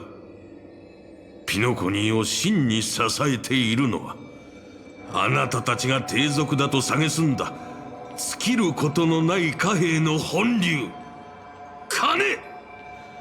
それこそが宴の星の最も堅固な基盤なのですよ。何が目的であろうと聖杯戦争の勝者は一人だ。残念ながら君のこれまでの行いは全てのサーバントを敵に回す結果となった。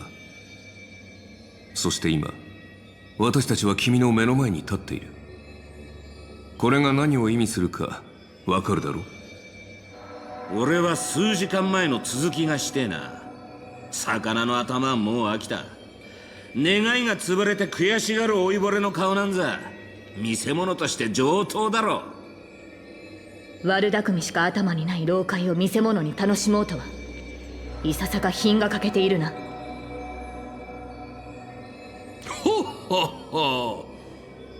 皆さん、まるで私がすでに敗退したような物言いですな。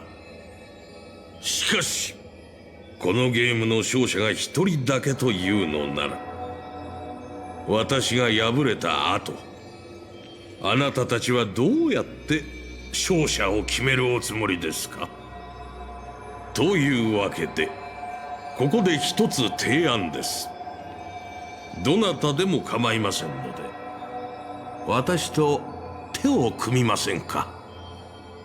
他の参加者を全員排除していただければ、その方に聖杯への願いをかける資格をお譲りしましょう。希望されるのであれば契約を結んでも構いませんよ。正確で理路整然とした言葉をもってすれば、全員の願いを同時に叶えることも不可能ではありません。マスターやサーバントの皆さんはまさにそのために戦ってきたのではありませんか？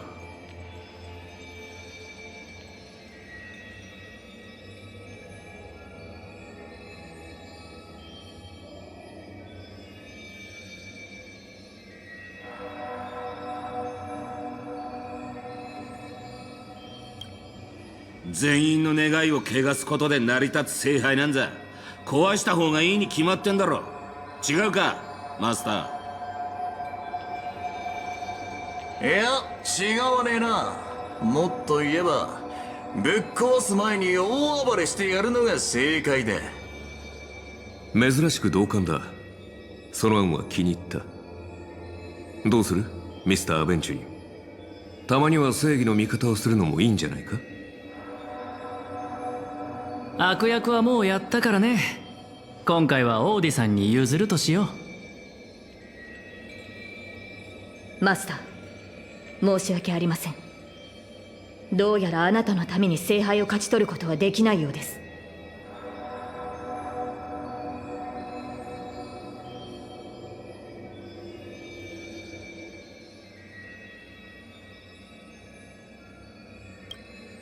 ノーツガールが見せてくれた夢のおかげで以前よりも深く理解できるようになりました。大切なのは結果ではなく、何かを救うために何かを追い求めて歩んできた道のりなのだと。私に聖杯は必要ありません。果たせなかった願いも今ここで断ち切ります。は。皆さん、どうしても私と敵対したいようですね。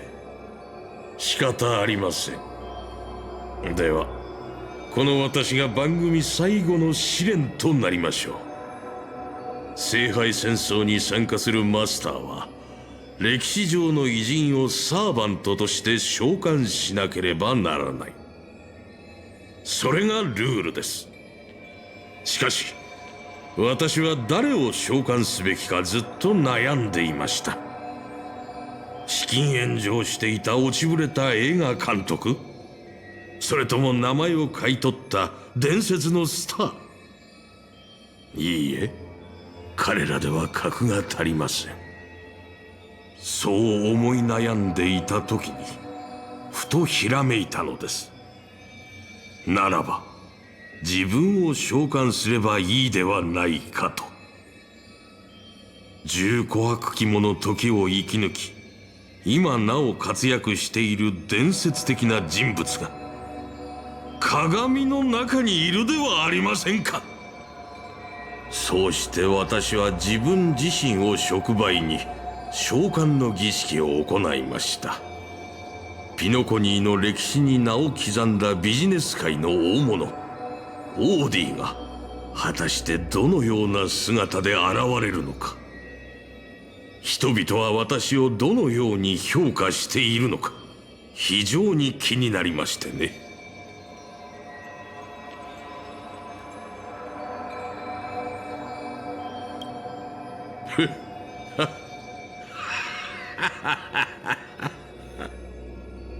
はい、なかなか傷つく答えでした。人々の目に映る私はピノコニーの多くの木の頂に横たわる金のために狂ったように木をかじり続ける害虫に過ぎなかったのです。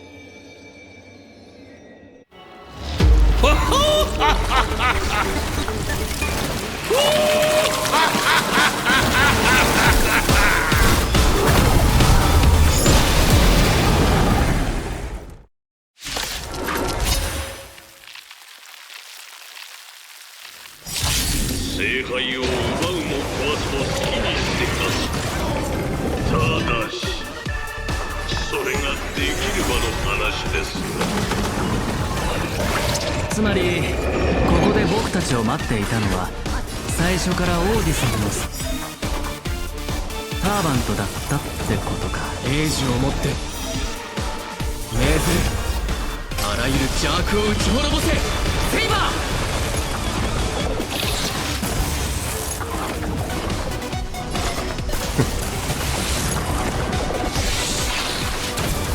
決める。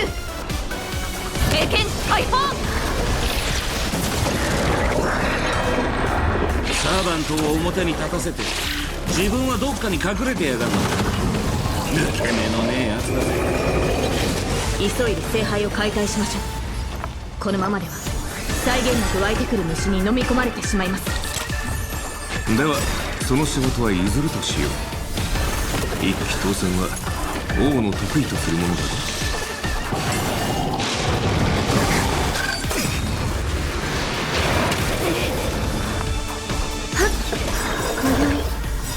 星々の反響。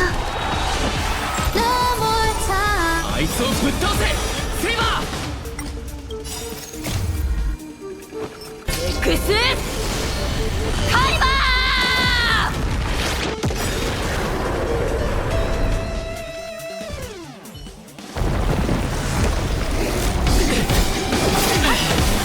やっ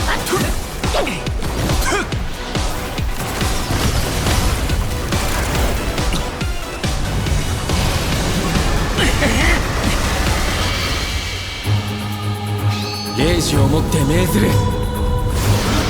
防具を解放し聖杯を破壊せよ。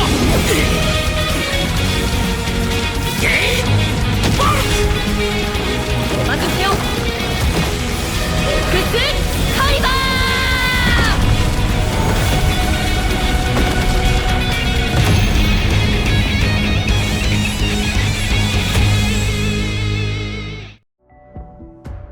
ー。ようやくわりましたね。厄介事ばっかでこの大劇場もついてねえな。ハウンドやドリームメーカーの連中が気の毒になってきたぜ。心配しなくてもこの古い建物は何百って保険に入ってるから大丈夫だよ。オーディさんはお金に関する問題で自分が損をするようなヘマは絶対にしないから。あの野郎、勝手に聖杯戦争に巻き込んでおいて自分は高みの見物かよ。お前らあいつを引きずり出して文句の一つや二つ言ってやりてえとは思わねえのか。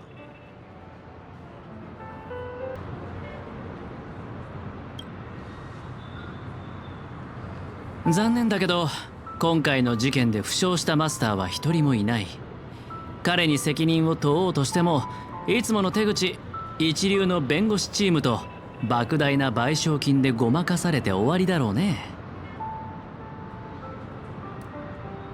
それにきっと彼は聖杯戦争でそのコストをはるかに上回る利益を手に入れてるから、賠償とか言われても痛くも痒くもないんじゃないかな。でもまあ今回の茶番は交渉の場でいいチップになりそうだ。うまくいけばジェイドもピノコニーに対してもっと大きな突破口を開けるだろ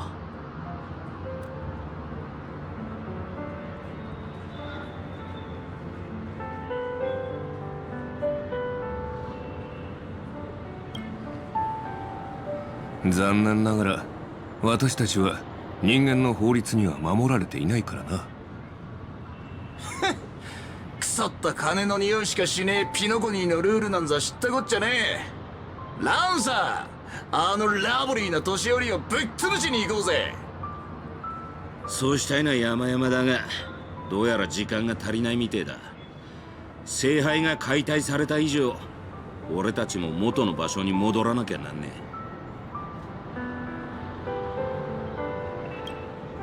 そうか、残念だぜブラザー。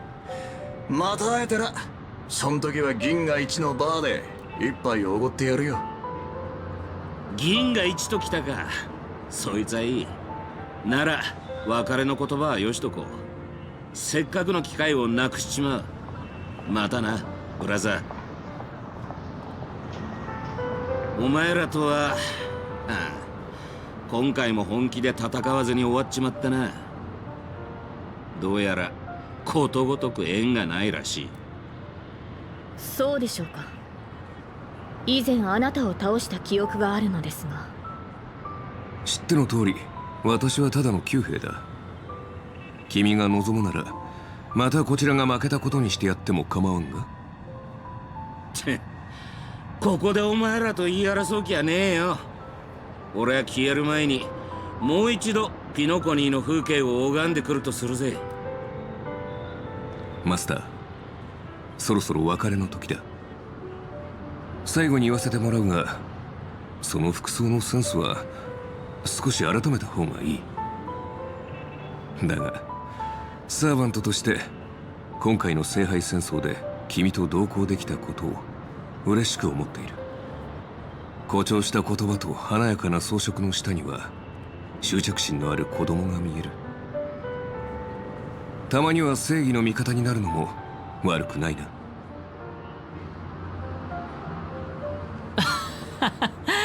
別れる時くらい人の心の分析は勘弁してくれ。それに服装のセンスの話ならお互い様じゃないかな。人類の守護者さん。そう言われてみれば、そもそも人類の守護者である私はなぜこのような抑止力のない世界に呼ばれたのだろうか。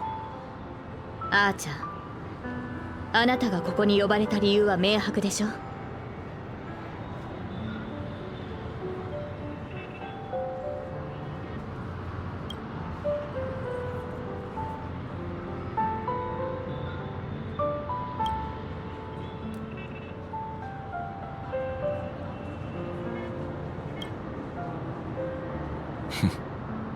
英雄か。いい夢を見たと思っておこ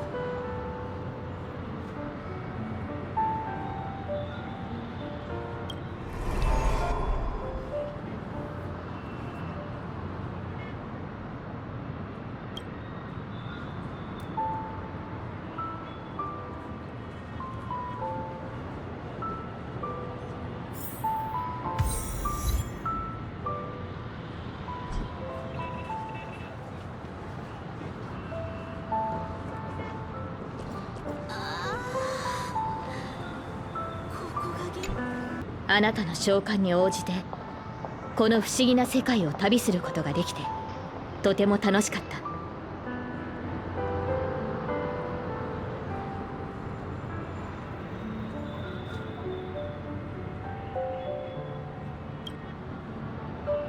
夢の中で私はあなたの恐れを見ました。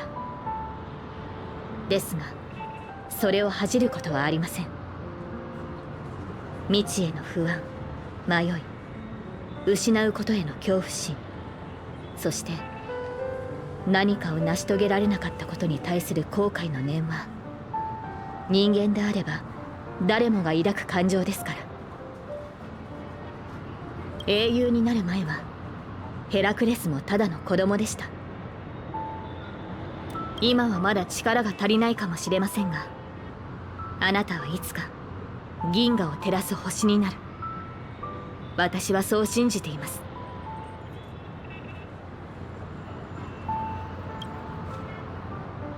もし私の存在がわずかでもあなたの進む道を照らせたのなら、それほど嬉しいことはありません。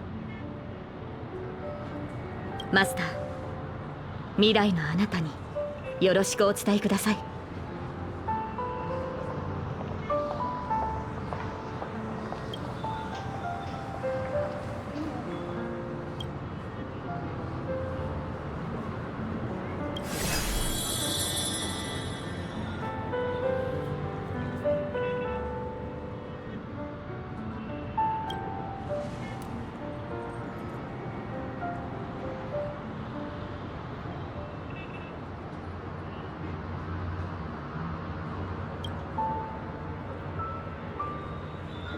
聖杯が壊された。なんともったいないこと。 People have pursued it, fought for it, made sacrifices for it, and died for it. Much like they did for our own penacony. They poured their dreams into penacony to shape the planet into what it is today. But the question is, has penacony ever answered their dreams? Look at this Memoria singularity. 10 amber eras have passed. And out of those who once came here to build penacony from the ground up, only one despicable old man is left. His friends, his enemies, they're all gone. I must confess to both of you, my wish has been granted. No matter how you see me, no matter how deeply we hated each other in the past, the Holy Grail has recognized your achievements and brought you forth as heroic spirits. Don't you think this is a rather unique reunion of old friends? It's unfortunate that Mikhail, that old rascal, couldn't be here to join us. Mr. Odie, your wish truly moves me. If I didn't know you better, I'd almost be swayed by your sweet words. A reunion of old friends. No, it's just another part of your business deal. Greedy? Or perhaps I should now address you as Mr. Reca. Is the editing of the footage complete? That is such an important task, after all. I've cut out everything related to the participants' privacy and kept only the most thrilling parts of the Holy Grail War. It may not be an artistic masterpiece, but it should meet your commercial expectations. That'd be enough for me. You artists always aim to carve your names into art's annals no matter the cost. Too bad those who actually succeed are as rare as the winners of the Holy Grail War. I'm not like that. What else can truly measure the effort you've put in apart from cold, hard cash? The memories of former heroic spirits are also worthy compensation. Memories of a flop director like Greedy? Do enlighten me. What worth do those hold? His memories are indeed positively worthless as a filmmaker, but when it comes to him as a person, those memories are treasures beyond compare. He has had his struggles, disappointments, and defiance, only to be reduced to another nameless nobody. That man is a symbol of the penacony of his times, a most ridiculous clown and a most genuine hero. How could I ever miss out on a memory with as many facets as a veritable diamond? But now, I'm more curious about you, sir. You've spent so much money, only to create such an unsightly mess. Aren't you worried you'll end up in disgrace like Grady? A merchant at my age who still cares about dignity would be an absolute failure. Oh, in that case, my business here is settled. I'll take my leave. All right. It's your turn, Miss Asna. I'll sign the declaration to renounce the trademark on your name and all rights to your creative works. Are you happy with that? Happy? Never. But if you don't carry it through, I'll squeeze your puny neck with every ounce of my strength until I disappear. I'll watch you take your last breath, even if I know it won't actually kill you.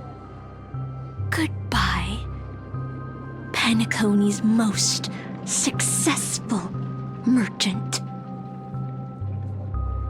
There's something I've always wanted to say to you. I wish you were already dead.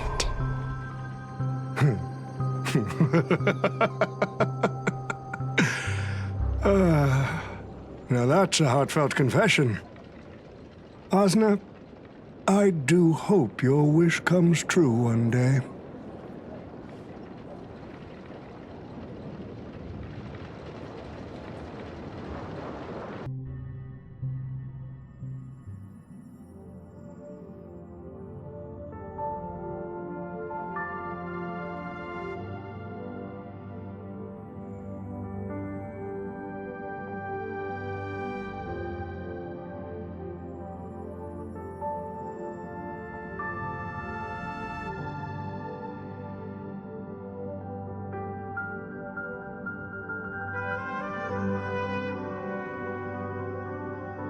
March 7th is always bringing back bizarre and curious things.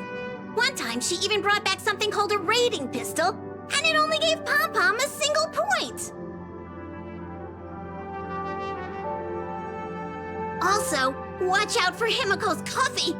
It's the most terrifying beverage Pom-Pom's ever encountered. But please don't ever tell her that to her face. Is it worse than the tea from Granholm's hometown? 100 times worse. I'd love to have a try. And that person is always dragging March 7th into trouble. Pom-Pom had such high hopes for Don Hong, but even he started to follow along now.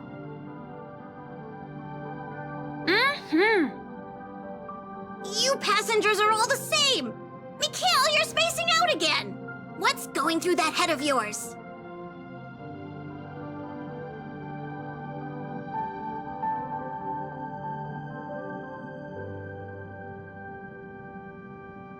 Conductor, looks like it's time to say our goodbyes again.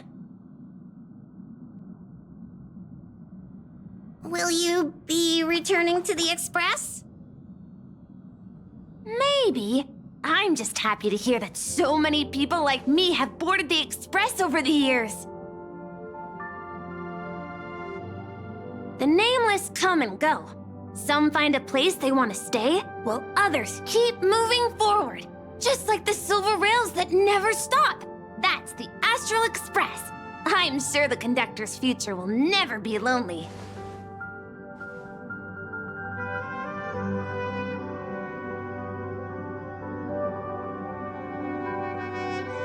The Holy Grail War is coming to an end, and wandering souls must return to their rest. I need to go back to Penacony. Mikhail, remember, whether you leave or stay, the Astral Express will always be the home of the Nameless. Pom-Pom will always be here, waiting for your return. It's a deal then, conductor. The next time the express stops at Penacony, please sound the horn for me, Rosalina, and Tiernan. If we can hear it, then we'll definitely come visit you. It's a promise.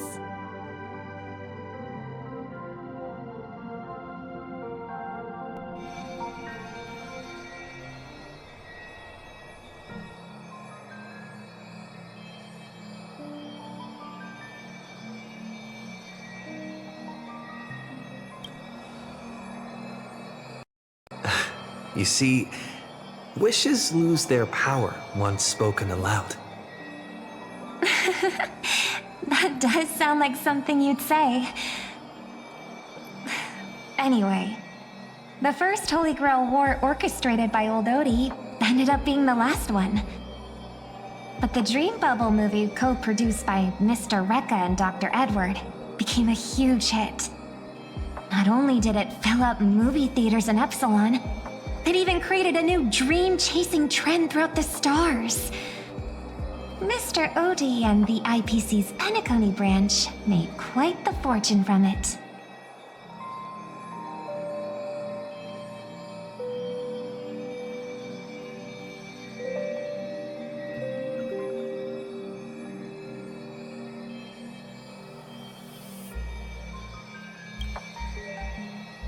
As Mr. Adventurine guessed, Odie simply brushed everything off as entertainment when questioned about placing family heads and shareholders in danger. While compensation and lawsuits are inevitable, I suspect he already knew exactly what was coming, even before the Holy Grail was activated. Now, old Odie did say he planned to give you some money, but even he thought that was too crude. So instead, he gave us the most valuable thing from this Holy Grail war.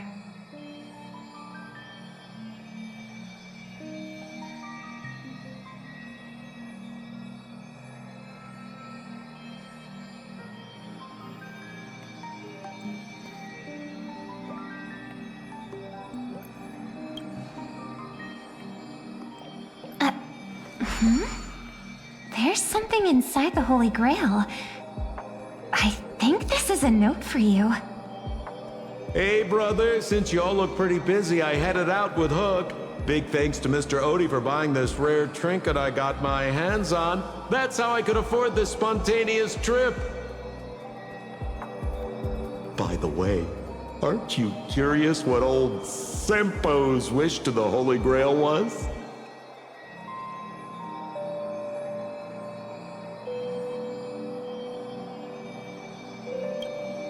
I knew it, bro! You're still thinking about old Sampo, and I won't lie, the audience is waiting for it too. All right, folks, the show's over, but if there's anything still out there that can hear and fulfill my wish, I wish for everyone in the world to be happy, joyful, free, and have their every desire fulfilled.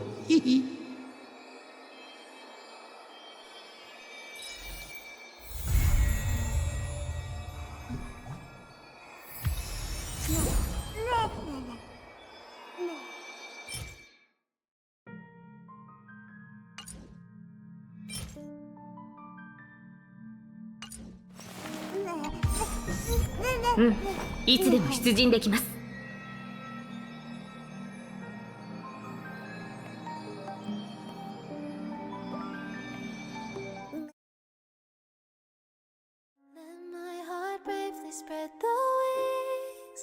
Soaring past the night to try